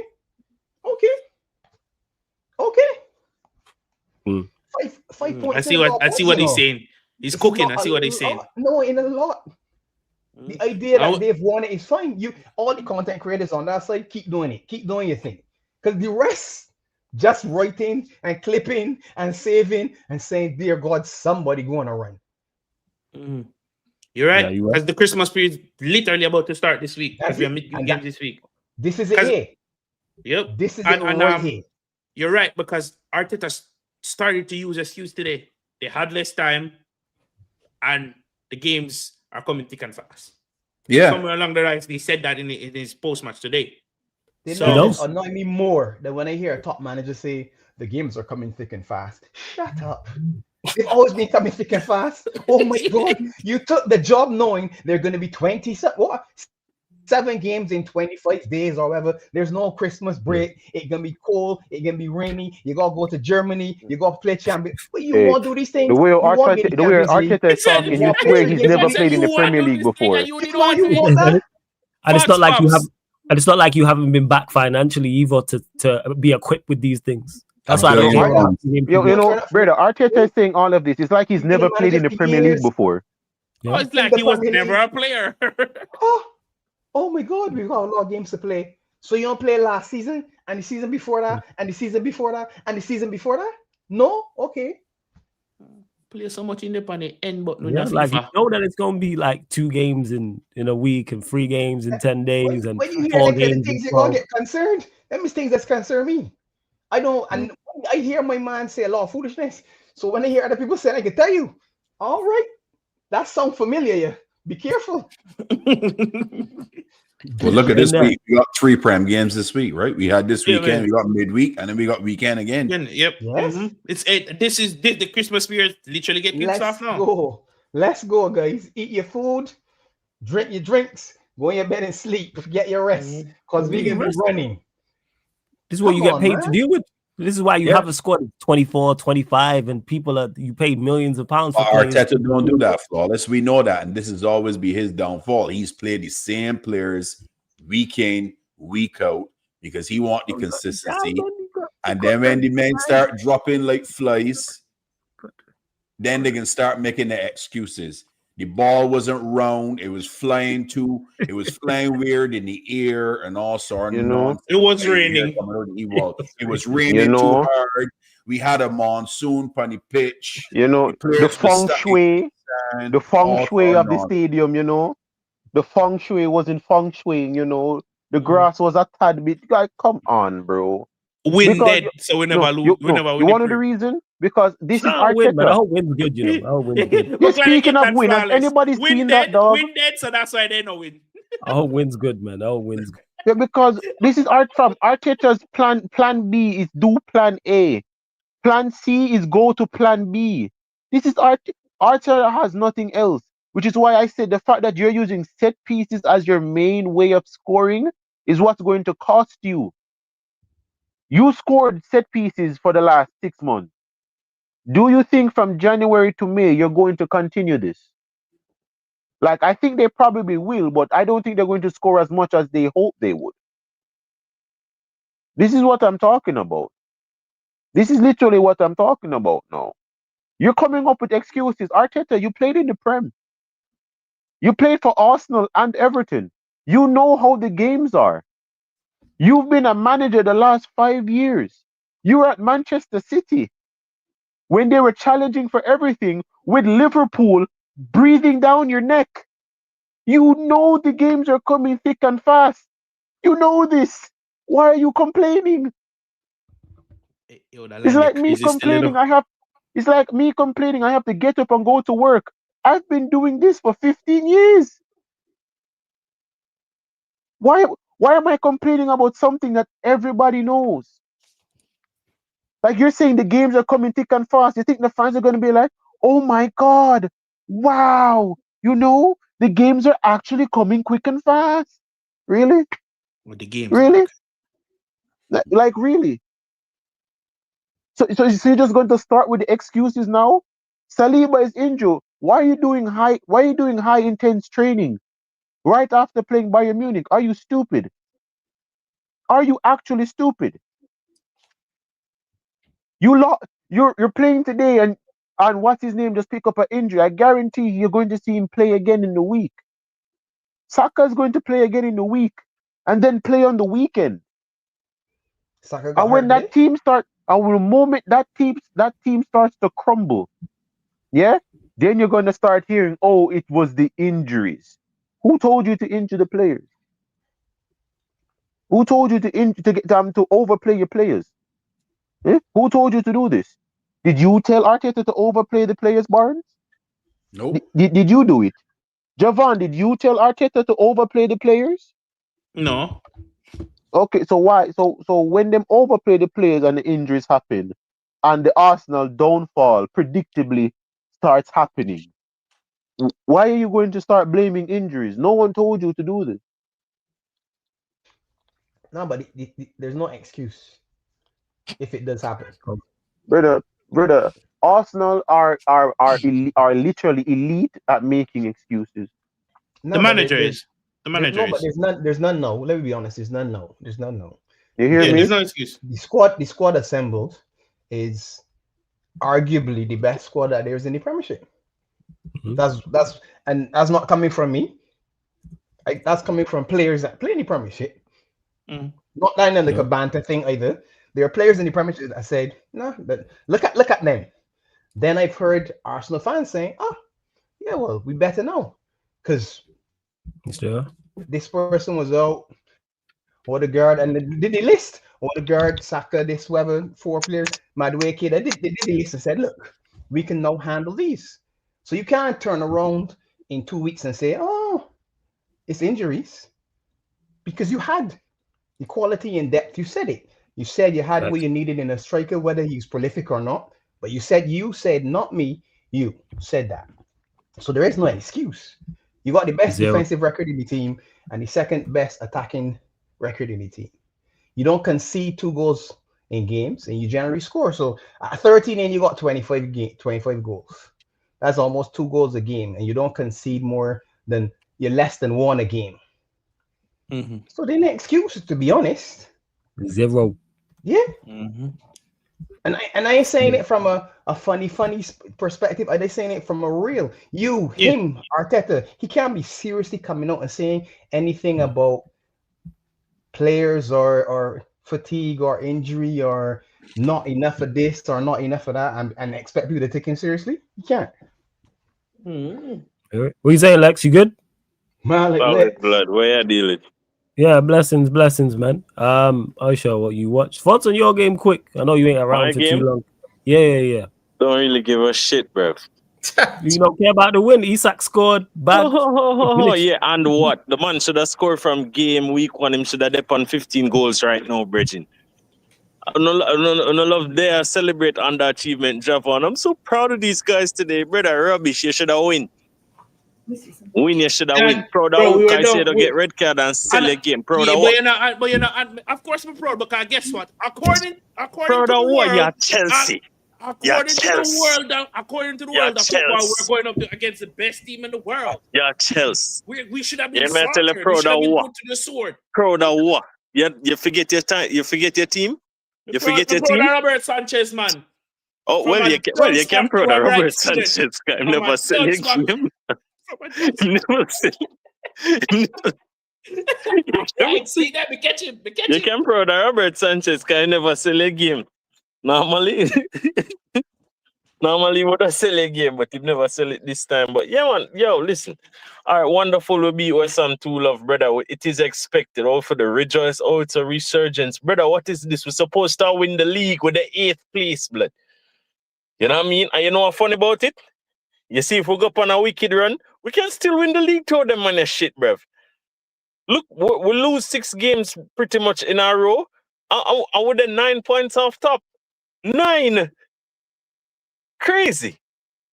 Big up on the side, but Javon, you should have beat them to them, man. But if Caicedo never get the red boy, they would have lose.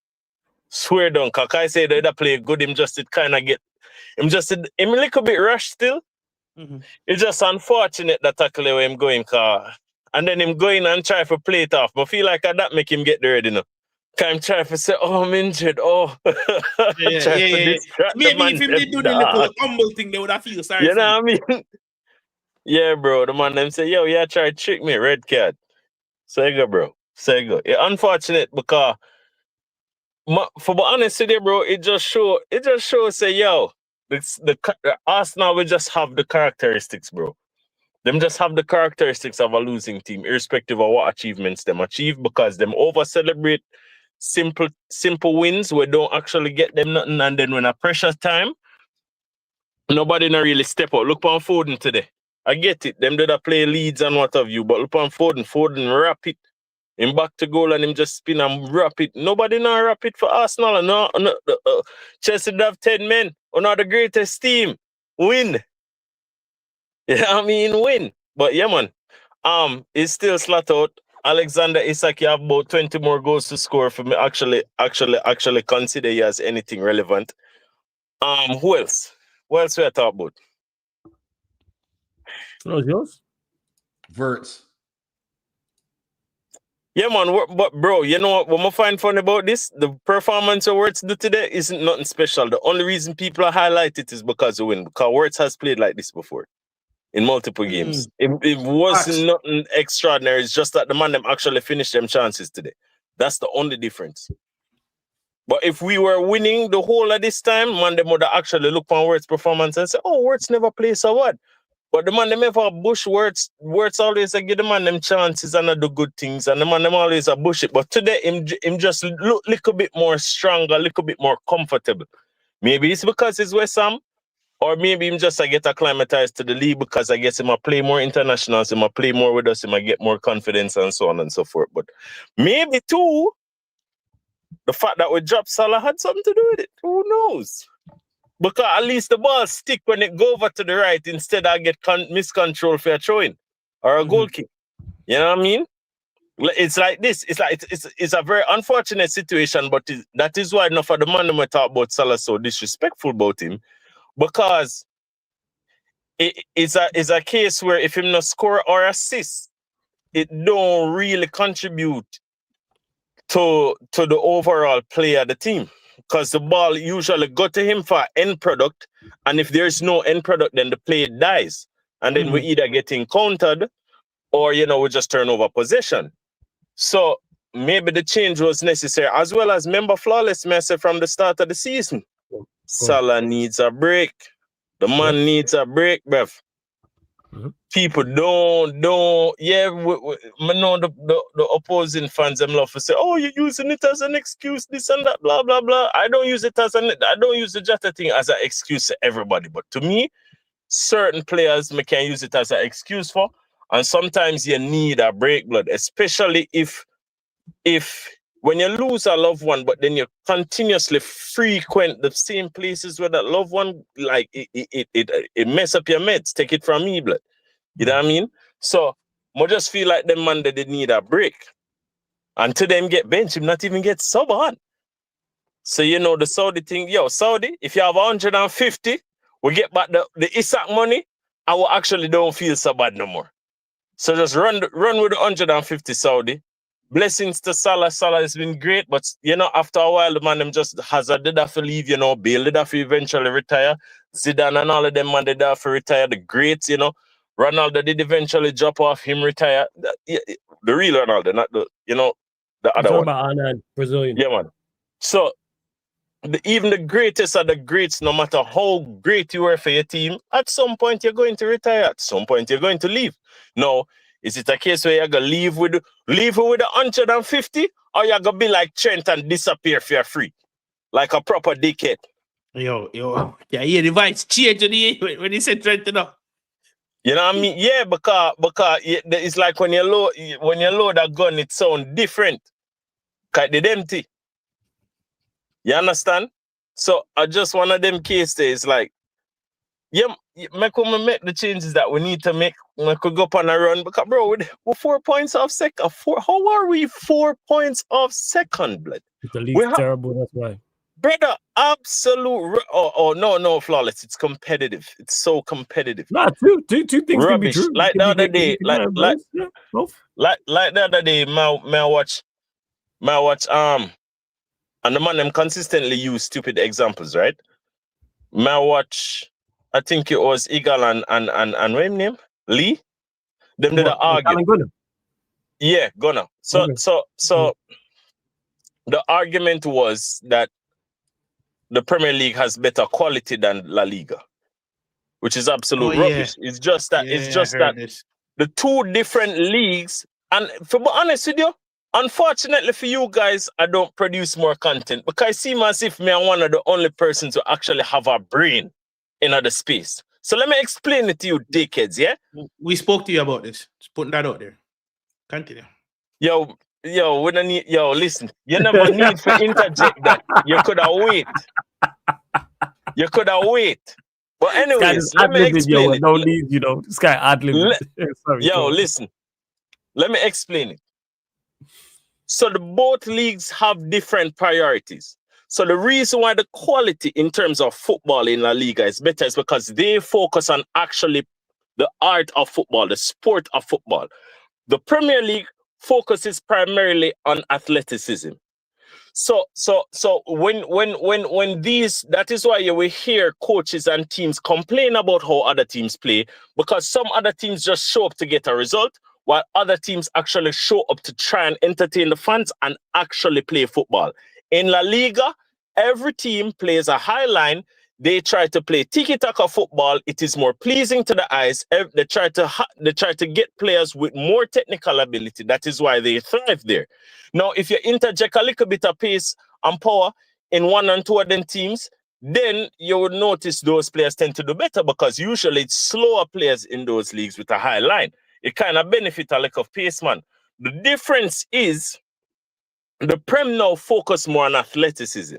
So you have to be able to run. You have to have more energy after this and that. No, whenever you find a team who's great at moving the ball, like for instance, whenever you find a Pep Guardiola team or Pep Guardiola teams of the past where he has players that have a good mixture of technicality as well as athleticism, that's when you have a team that dominates the league for a prolonged period of time like them, man. As opposed to us, we did have a good mixture of pace and power and technicality, but we mainly had pace and power. But even no matter how well we did with that pace and power, because Man City always had such a high level quality of players, because of their recruitment, they always got over the line, irrespective of us achieving so many points. Points which Arsenal can only dream to achieve, by the way. Just a shot at Arsenal. It's not subliminal, it's direct. So it's just a case where there's just a difference in leagues. But if you want to speak on footballing quality, La Liga trumps the Prem. Now you would say, but whenever Premier League teams come up against La Liga teams, they win. It doesn't mean they are better at football. It just means on the day they man they run up and down and get a win. It's as simple as that. It's as simple as that. And 9 times out of 10, when you come on to football, physicality, it will trump technicality at times. All right. So So for instance, if you notice when we beat Madrid, right? The reason we beat Madrid is because them man they just a buy face man. Some man we can pose in a underwear and them thing. So whenever that's what them a buy, bro. Jude Bellingham and Beard Dickhead. You know much ball of the man them could have buy? And the man them choose to buy Valverde and this everybody is 6'4" and 6'2" and a pretty face and a good hairline. That's all the man they have on them team blood. You get what man said? So what happening in that situation now is because we noticed that and then we press. We go there and press them because them do have a midfielder we can control the ball and turn and beat a man and play a pass. And then we got to employ the same tactics against Man City and what happened to it? We get dead because them play through the press every single time, blood. Why? Because them have better technical players. That's why when you look on Real Madrid right now, people can say Alonso this, Alonso that. Bro, Ancelotti couldn't even do it nothing in a way that them morph the team into. The man them morph the team into absolute dog shit. Jude Bellingham are your best scam. How? Jude Bellingham, trampoline foot. This brother can't even control sand. And when sand drop, it dead. And him can't even control that. The sand would have bounced off of them on your foot, blood. Much more actual football. But he scores goals. Yeah, brother, but him not good. When it comes down to technicality and the art of the sport called football, him not good. Him just can't run, blood. And him have a little bit of IQ for know if it be when the ball bounce this and this. But at the end of the day, when you ask him to receive a ball deep and turn and beat a man and play a good pass with excellent weight of pass and these and that, when you get into the technicalities of football, Jude Bellingham is shit. The man should have just done at the Olympics and do a long jump or something, blood. But him have a nice little hairline, him father white and him mother black, and it's a wonderful story. So yeah, 100 mil. Drop that and then go put him in some underwear. And that too, Trent Ghana Madrid, him in a underwear too, like a proper dickhead. That's why I'm go there. Yep. Facts. Fam, that's why I'm go there, so him and Jude can pose in a underwear and get endorsements and deals. Brother, I sat here and called Jude Bellingham the Lionel Messi of John Joe Shelby's, and people told me I was hating, you know. I said this man is the Lionel Messi of John Joe Shelby. This brother is the Andre Pirlo of Mark Nobles, yeah? You are the Ronaldinhos of Adam Lallanas, yeah? You are the Thierry Henry, yeah, of Shane Longstaff. But everybody told me I was hating. Why to the Longstaff? Yeah? Everybody called me I was hating. You wanna know why? I said that Carlo Ancelotti was out here using 2004 tactics and won a Champions League because of it. This man was using the formation and tactic that lost to Liverpool. Yeah, at at Istanbul. This man was using the Champions League tactic that lost at Istanbul and won a Champions League with it. We're using Jude Bellingham as Kaka. Yeah, this brother was out here using Jude Bellingham as Kaka, and no one wanted to listen to me. Now look at Jude Bellingham now. Jude Bellingham actually has to play as a midfield. Now with no goals, yeah, and none of that. What does Jude Bellingham do? I said in Real Madrid's strongest 11, Jude Bellingham isn't in it. It's Camavinga, Valverde, and Tchouameni. That's Real Madrid's best midfield. That's their best midfield. Man. Yeah, Gül is their best 10 as well. Yes, he is. By Real far, Madrid's best 10 I'm Brian Diaz second. Gül is their best. Their best playmaker is Gula. Their best box crashing midfielder is their best shot taking midfielder is Valverde. The best box to box midfielder is Camavinga. The midfielder that controls the tempo best is Tchouameni. Even Tuchel about to drop Jude, brother. Yeah, but everybody's trying. People are trying to make people are trying to make it a race thing. It's not a race thing. Thomas Everything Tuchel a understands. race. Sometimes man, them just no good virgin. I'm going to be honest. Looking at this England team, you're probably going to play 4-3-3. That's your best thing to play for England. He was right in what he said, because he said it was Foden. He said Bellingham can't play with Foden and Kane, which is correct. Because he's going to get in the way. He's going to get in the way. Guess who got in the way when you played France? Guess who got in the way when you played France? Jude Bellingham.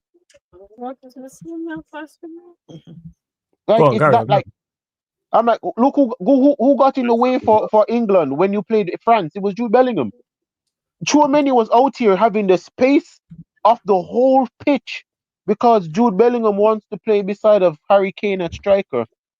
My brother in Christ, you're a midfielder. This is what happens when you're trying to make yourself something you're not.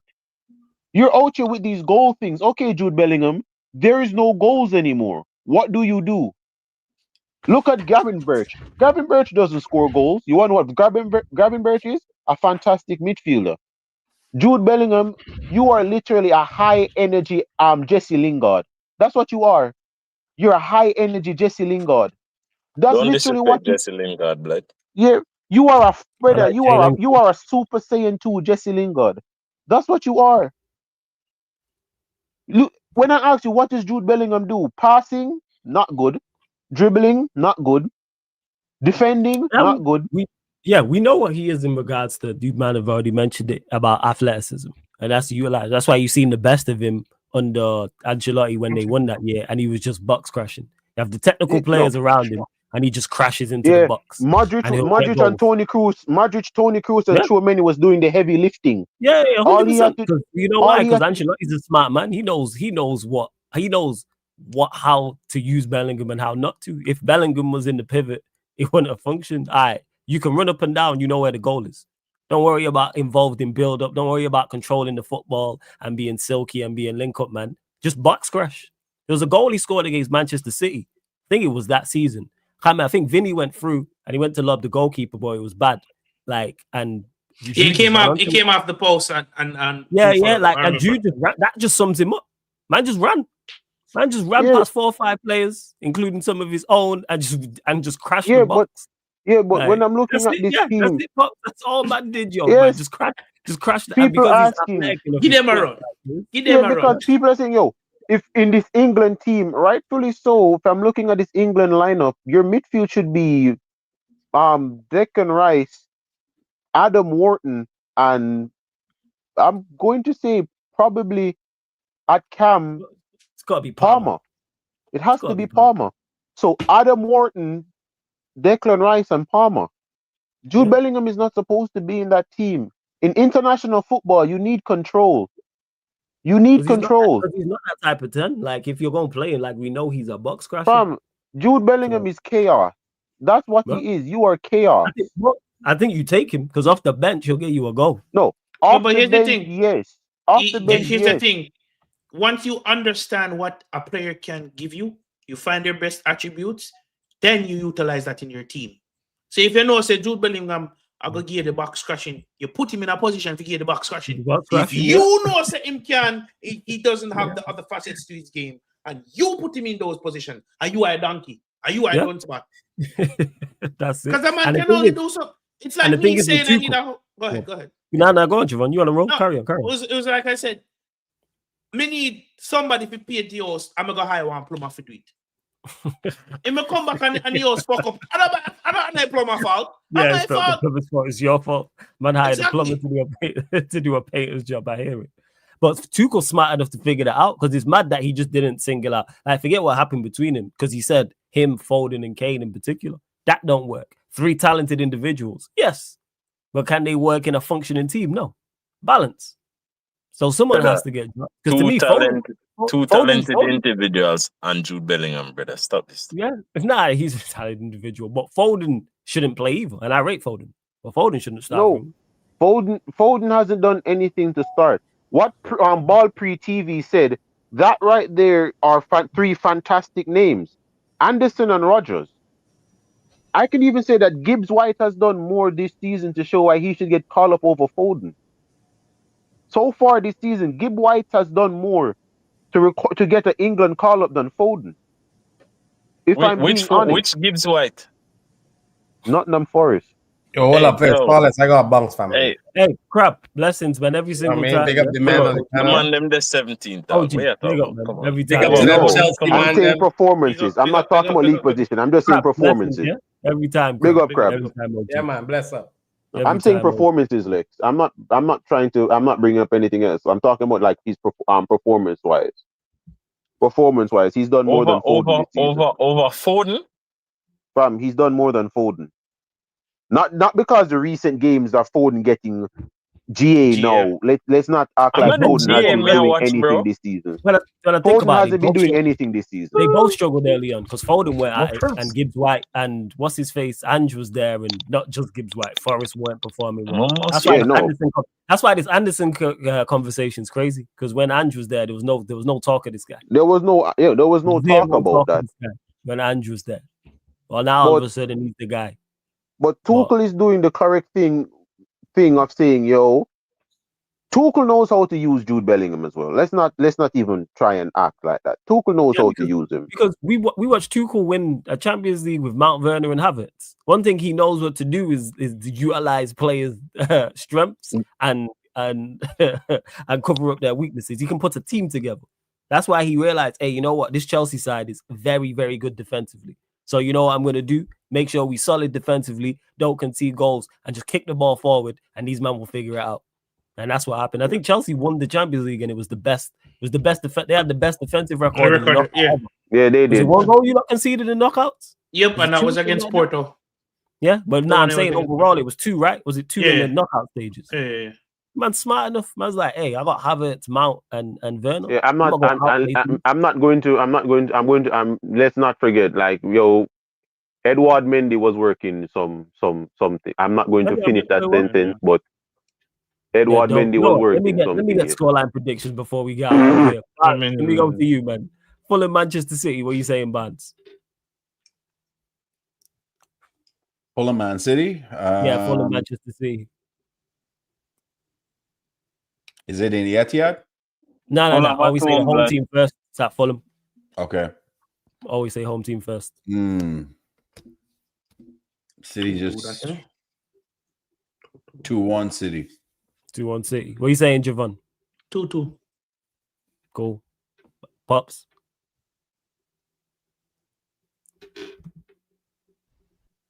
Two, 3. Okay, so 3-2. What are you saying, Kaneki? 2-0. 2-0. Lex? Yeah, 2-0 City, innit? 2-0. Staying with you, Lex. Arsenal, Brentford. That's going to be a game. Boy. Yeah, that's going to be a game. Arsenal, Brentford. Mm-hmm. That's the one with the Thiago youth, though. Brentford. Yeah. Yes.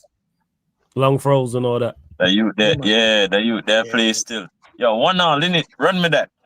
1-0. Swear down. Yeah, because them just losing the dog start for CP now, you see? Yeah, man. What are you saying, Kaneki? Arsenal win. Score? 2-1. Pops? 2-1. Nah, 2-0. I don't see Brentford doing anything. Pops, what are you saying? Arsenal win. 2-1 Arsenal. Javon? Yeah. I'm going to go 2-1 Brentford. 2-1 Brentford. Interesting. No. The Brentford, people praise Arsenal, but Brentford on set pieces this season, they be quality. And and I've seen the coach set up to get the best out of that Thiago youth up front. Yeah, Thiago banging for sure. Yeah. Am I doing thing? Yeah, he knows. Barnes, what are you saying? Arsenal, Brentford. I'm running my agenda. Brentford win 2-1. I thought he was gonna say like 4-0 Brentford. I ain't gonna lie. No, it's not even an agenda. It is plausible. It is plausible. Based on I was waiting for Brother, no Saliba, no Gabriel, all of these stories. Exactly, it's very plausible. Run me that. Same with you, Barnes. Same day. Leeds United, Chelsea, Barnes. Chelsea 3-1. What are you saying, Javon? I think we go back to keeping a clean sheet because Palmer didn't feature, Badia Shield didn't feature, and Andre Santos didn't feature, and it's because we know we have Leeds next. Leeds has been poor defensively, so I'm gonna go 2-0 Chelsea. 2-0 Chelsea. What are you saying, Pops? Same. 2-0 Chelsea. 2-0 Chelsea. Kaneki? 1-0 Chelsea. Lex? 2-all Bridging. All right, staying with you, Lex. Liverpool, Sunderland. I get slapped. 3-1. So 3-1 Sunderland. All right, Kaneki, what you saying? Yeah, man. 1-0 Liverpool.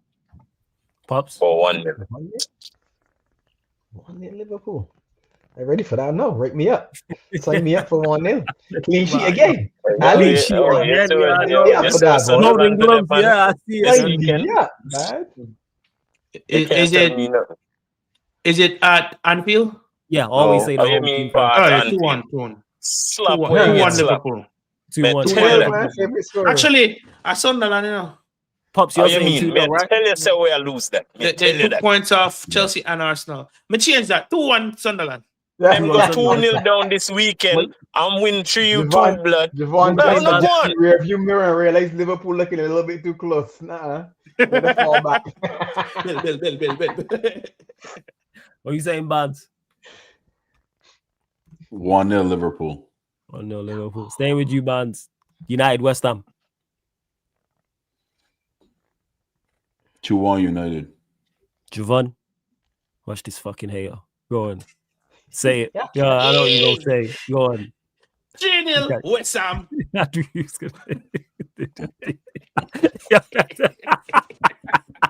soon as the team left after I finished the sentence, I was like, I know this guy gonna say some fuckery. 2-1 United. 2-1 United. 2-1 United. Pops, what you saying? Manchester United, West Ham. Yeah, you at home.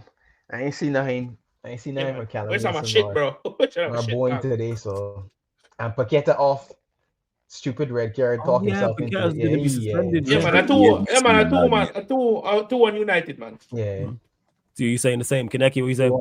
Brother, me no business if Paqueta gets in off. I'm watch them clown and lose the freaking 10-man Everton, brother. That's facts. What you saying? As far as me know, me I go 1-1 and a 2-check I go equalize too.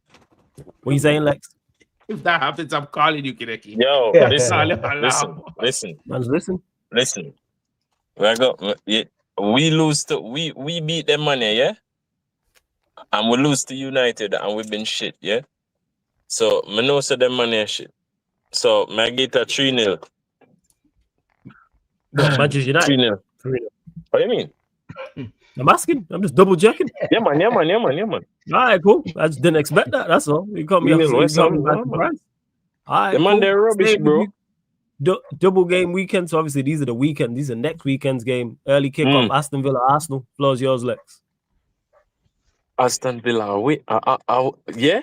Okay, winning streak, you know. Like he found gold. This guy like he found treasure. 2-1 Aston Villa blood. Yeah, run me that. Yo, man, look so happy. Run me that.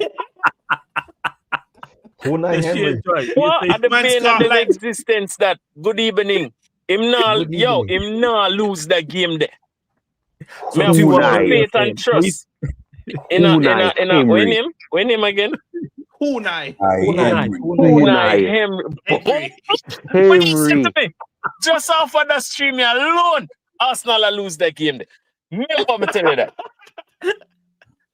Watch. Oh shit! You see the nephew? What you saying, Kaneki? Aston Villa, Arsenal. Wait, wasn't this the game that ruined their run last year? I think it was the year before. Yeah, the year before.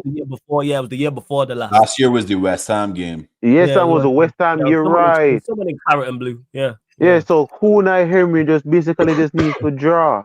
They don't even need to win in a draw. So yeah, draw. At the Emirates, right? No. Villa Park. So Oh, Villa Park, bro. No. 1-0 Hunai. All right, there we go. 1-0 Hunai, bro. What are you saying, Pops? Nah, H tell me that Arsenal's beat them at home all the time, so he knows. Yeah, he has been saying that. He does. He's normally Say pretty that. accurate with those type of things. Yeah. So as much as everybody excited, the Villa man tell me that Arsenal can win, so I can't be the Villa man. I hear it. Again, we saying 2-1 shy every time. 2-1. Javon, what you saying? Villa or Arsenal? Villa is one of the most informed side in the league, winning 8 games out of 9. So I'm gonna go 3-1 Villa. Bundy's lot. Okay. 3-1 Villa. I hope you're all right. What you saying, Barnes? 2-0 Villa. 2-0 Villa. Let's go, man. Stone face. Damn. Jesus Christ. See, you didn't even think, yo, serious? Yo, that was the equalizer. Fuck. Just bring the beers now. Just smash it. Fox. That was bad. Barnes, Manchester City, Sunderland. This can be a tough one, but I call it a draw in this one. 2-2. 2-2. Javon? We take 2-2. Same. We take that 2-2. What are you saying, Pops? Wait, who? City, Sunderland. Oh, all right. Yo, you never mind. I'm going to say. I was going to say. Go on, Pops. Carry on. City 3-2. Kidaki, what are you saying?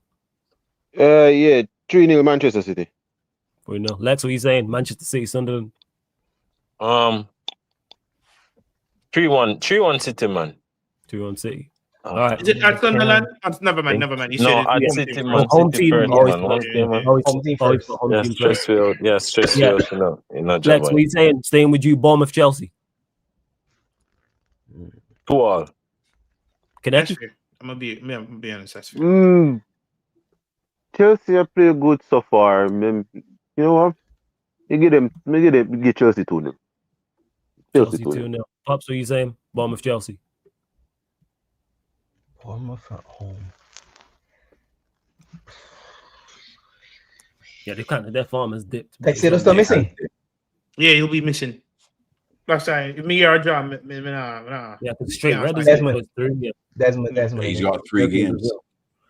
Desmond. Javon, what are you saying? You're my traveling to. Let me think. Okay, so yeah, Andre Yusuf is back. Can we keep a clean sheet? 2-0 Chelsea. 2-0 Barnes, what you saying? Wait, we're on the road? Yeah, it's at Bournemouth. Yeah, man. 2-0. 2-1 Chelsea. 2-1 Chelsea. Staying with you, Barnes. Leeds United, Liverpool. 4-0 Liverpool. Let's go. Javon. Leeds United, Liverpool. 3-0 Liverpool. Bundy's it's always Leeds United. Pop, so he's no one rates Leeds. Big at that, but 0-3. Yeah, no, I was going to say 2-0. I ain't going to lie. What are you saying, Kaneki? What you say? Dan James Masterclass, 5-0 Liverpool. Yeah, what you say? Dan James Masterclass, 5-0 Liverpool. 5-0 Liverpool. Lex, what are you saying? Your mom traveling to Ellen Road. August scored a 5, man. Stop on the rubbish. It's Leeds, bro. Brother, we don't care about no Leeds. Isak, Ekatike, Salah, Gakpo, Verts. Yeah, when last system aside, we're still up on a negative goal difference. I would have 0 goal difference. Come on, man. Give me a break, bro. We out the overdraft, no, Lex. We We books balance right now. Brother, we have Amorim and Ten Hag do a fusion harm produce slot blood. Give me a break, fam. You know what I mean? Yeah. So what you say, Lex? No line. Dead food. Jano, yo, Leeds. We can't lose against Leeds, bro. See, now we might think about it. Look on the predicament of my team put me in our me have to think about if we can beat Leeds, blood. I want one. What your money, bro? Hey, welcome to my world to show you. You know what I mean, brother? Life just so funny because this just happened overnight. 1 minute we win the league, the next minute we're Manchester United. Like, why you saying fuck me for? That's why we on the same points. I hear it. You know what I'm saying? Why you saying fuck me for? Same points. We could have virtual. Would depend on what the same goal difference too? Or no, I think for no one more than for. How the hell we end up here? How we end up here? Bro, dog. This coming like wait, what the show name? Hangover?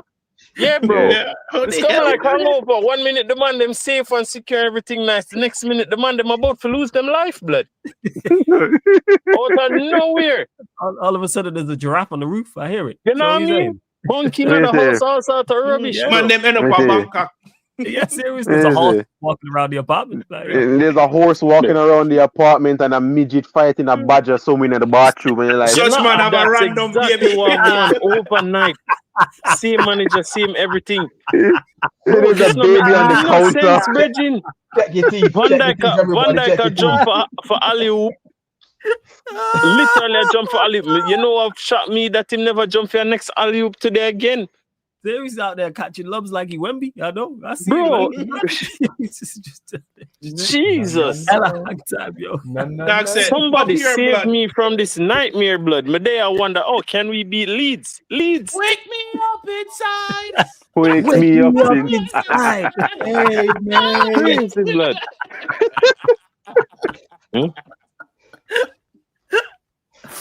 Oh shit! Yeah, but bro, 2-1 Liverpool, bro. Me can't go that bad to Leeds, bro. Right, come on. Cool.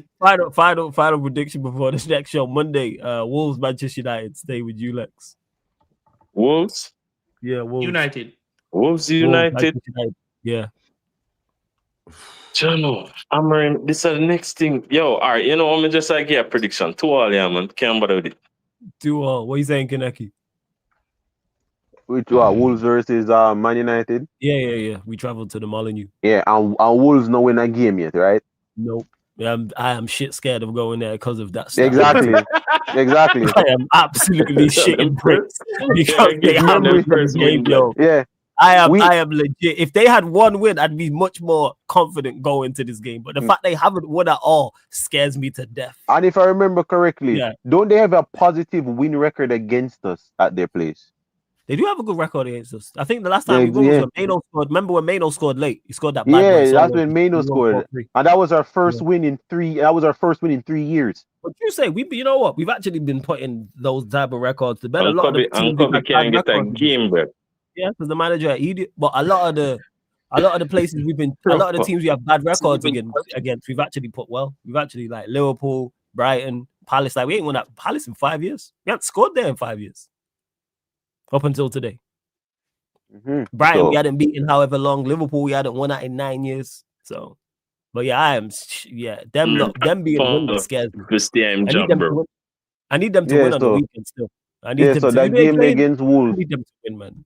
That game against Wolves just have 1-0. They playing Forest, they dash. Hey, Wolves, man, do the business, man. They do the business, Midlands, Derby, and all that. Do the business. Well, I say just register your first win before the game today, we did the 14th place. Yeah, because we was 13th place. Yeah, I know. Red Cartel in the mud. Liverpool Football Club. Just think about that. Think about that. Wait. Yeah, this can't real, bro. Now you 8th now. You know what I'm saying? Only 6 points off second. Yeah. You know that bad, Lex.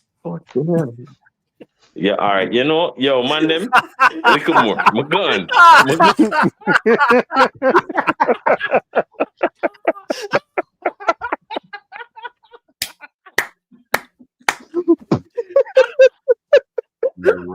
Man, Lex, boy. I'm a dark man. Taking the piss now. I'm taking the piss. For context for people in the chat, as after a Liverpool defeat, and Javon told Lex that it wasn't that bad, and Lex just lost it. Yo. Lex lost it.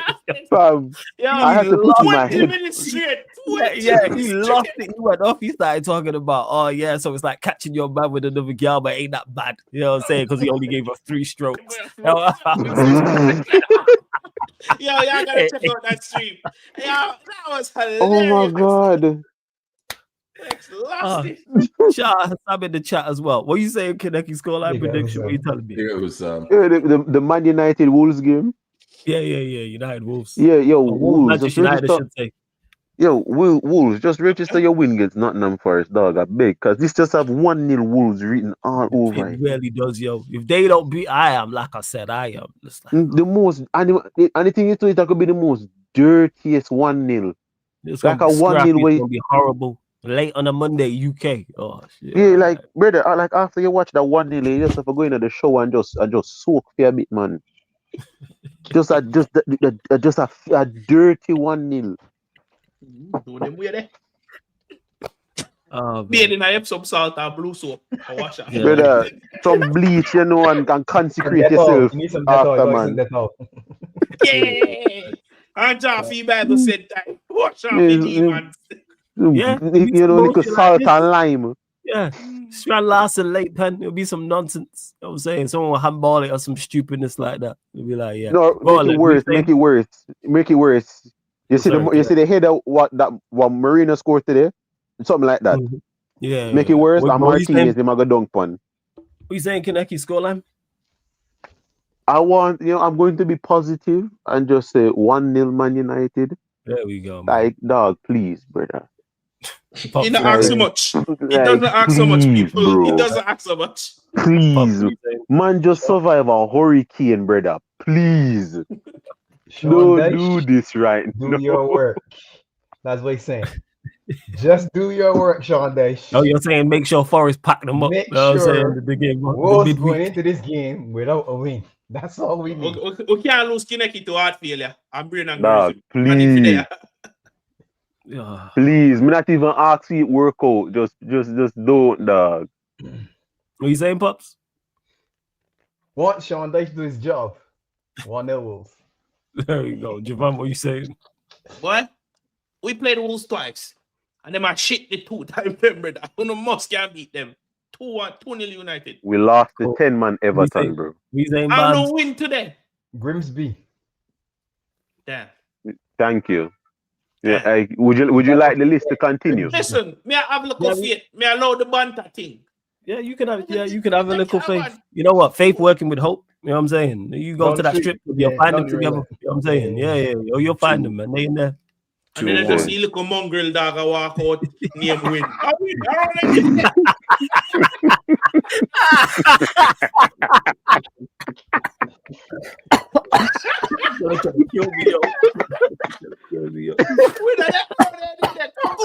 Go up.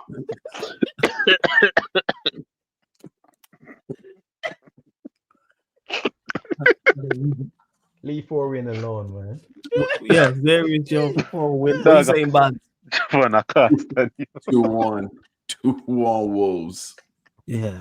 Javon, I swear to God, dog, I can't stand you. That's the wind just gonna roll out, yo. Now I'm just picturing wind just walking through the strip club, yo. Yeah, and then around here, I need that go Wait, wind handing out water bottle. And the wind just out there. Oh Lord. And to Prime's flawless when if Arsenal don't win the league, can there be a Yardman Bayesian Reds crossover celebration stream at the end of the season? Yeah, man, 100%. I'll you one of these anyway. Brother, if Arsenal don't win the league, if Arsenal don't win the league, I just need a stream with just Tony. Not TJ, not Dancy, just Tony. Oh boy. Tony ain't that thing on there. Obviously, Tony's what's it called? That's why you ain't seen Tony on there. He just been busy, so timing ain't worked out. So no. He explained it on his channel, man. It's up to Tony, you know. He explained it on his channel. That's why you know see me. I gone for Tony. Yeah. Because he explained it. So me up on all right then. So now me know why he missing. But if it don't happen, Tony just need his, you know. Not TJ and Dancy. I think if Arsenal don't win it, I think their breakdown will be even more because of the situation they're in. Like this is the worst. This is worse than the previous 3 if they don't win it this season. All I have to say, if they don't win, if they don't win the league, I'm begging you, just have troops number on speed dial, dog. Yeah. Don't leave him alone, bro. You trying to circle the ends. You trying to get me kicked off the show, you know? I'm not trying to get you kicked off. This is as a friend. You might drive to Manchester. This is as a friend. That is to call truth and tell him to just, yo, dog, just. He ain't trying to. We're here for you. He cursed me out anyway. I'll be like, oh, I'm going to yeah, he might curse you out anyway, but this time you're reaching out as a support. The thing is, with Flawless and Troops, it's on site. It's on site. As Flawless reaching, I see. Big up you, man. Big up, God. They can smoke too much, man. I didn't give. Yeah. That's it. But hey, Javon, shout out your channel. Let them know what you got coming up, where they can find you, all that good stuff. The Finals podcast, people. We have another episode of the Sideline View recording tomorrow, dropping Tuesday morning before our next game, and then a match review for the Leeds game. Match review for Arsenal is out. Go check it out. Spoke about everything over there. Yeah, man. And then you'll see me on the Counter View. That's on Judge Mo's channel, where I debate Arsenal and Liverpool fans and all of that. All you can eat Chelsea Tuesday morning. They were there again Saturday for the Yardman show. See me? When fucker gone there, when fucker don't gone, it's still there. I'll create fuckers. Come through and enjoy on yourself. Like, share, comment, subscribe. Yeah, facts. 100%. Pops, anything you want to add? Pops, anything you want to add before we close out? No. Big up the yard, man. Big up Barnes, big up Flawless. Big up the chat, everything. Much love and respect, man. Pops cool because Pops come to T-Dot in for a work trip and run into snow on -7. Yeah. So it's not good snow though. This is bad snow right now. Not your kind of snow. This is different snow. All right, okay. I went the whole world knows about Flawless and snows. Exactly. Yeah. Let me make it clear. Let me just make it clear. It's not that kind of snow. No, it's different snow. Yeah. We know what this snow comes in all shapes and sizes. Yeah, man. You already know what it is, man. Is it me? People know what it is, man. Snow bunny hunter, ski slope soldier, the winter walker. You already know the vibes. Is it me? You know what it is. Like, we already know what it is.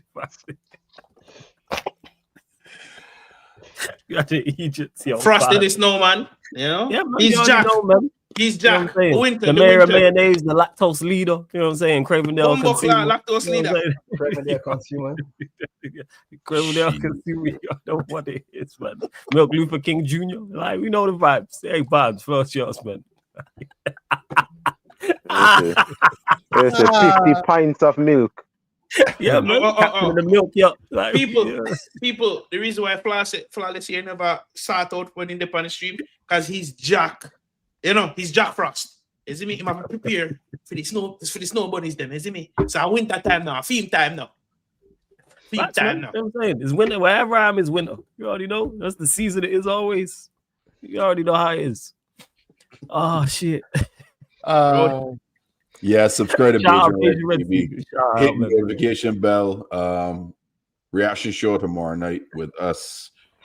Then we got midweek game, watch along, weekend shows, preview show, reaction.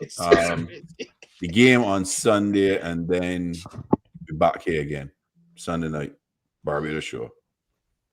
You already know, people, 100%. Man, I did enjoy this. You lot, any final few questions before we do indeed close out? I'm just setting up this premiere to send you lot over to the extra channel for a clip. So yeah, is Lewis talking about his Chelsea panels being controlled chaos, which I think is fitting, especially after this last week just gone. So I'm just setting that right up as we speak. But make sure you subscribe to Beige and Red TV. Make sure you subscribe to the Final Whistle podcast as well. Run up the likes, hit the subscribe button here. Final few questions, people. Last couple before we do indeed close out. We've even got coming up tonight. I was going to do the Lakers-Pelicans game, people, but Zion's injured. So I was like, all right. I ain't watching the Pelicans. So, say again? Said, don't waste your time, brother. Yeah. That's why I didn't. I seen it. I was gonna run it, and then I was like, oh, shit, Zion's out. I was like, yeah, that's that out. Oh, he's injured again? Yeah, he's injured again. Yeah. So I was going to do that game. So Zion's out, people. But tomorrow, we got coming up Mandem United podcast, 4:30 p.m. UK time.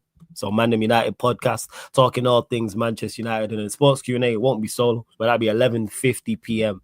UK time. But everything I've mentioned, all the shows, those two, all the rest of the shows, let you know all the shows that are coming up. The schedule is out. Just go to the YouTube page. The schedule is out all the way up until next week Sunday. You know all the shows that are indeed coming up as well, people.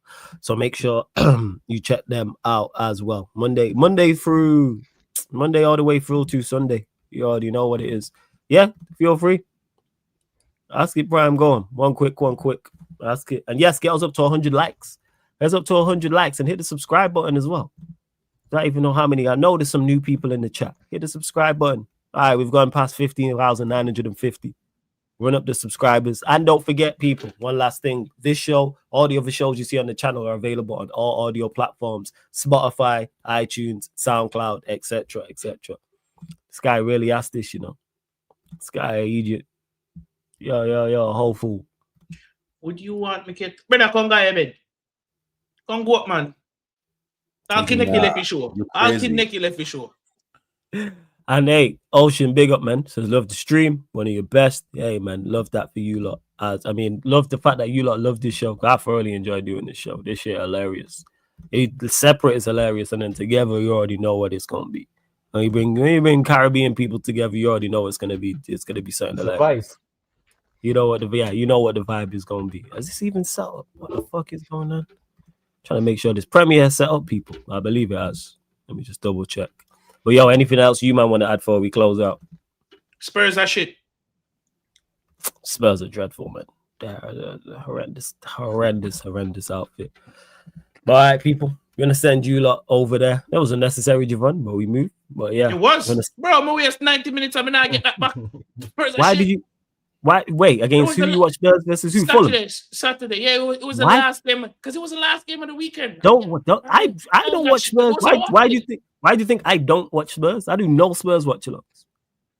Unless they're playing Chelsea or Liverpool or Manchester United or Arsenal, I don't do Spurs watch-alongs. They're awful to watch. They're dreadful to watch. I have someone who will run bants and run jokes and back them, but yeah, at least under Ange last year, they were entertaining. Mm-hmm. This year under Thomas, that man don't score goals. But, hey, we move. But people, hope you lot have enjoyed this Caribbean crossover. United Liverpool podcast, Barbados edition with Beijing Reds TV, Yardman podcast, Premier League edition, live on the Sarcasm City TV YouTube. Thank you very much for tuning in. I was going to send you over to the premiere right now. Run up the likes over there. Hit the subscribe button. Sarcasm City TV Extra. Run up the likes. Hit the subscribe button here. We out. Big up.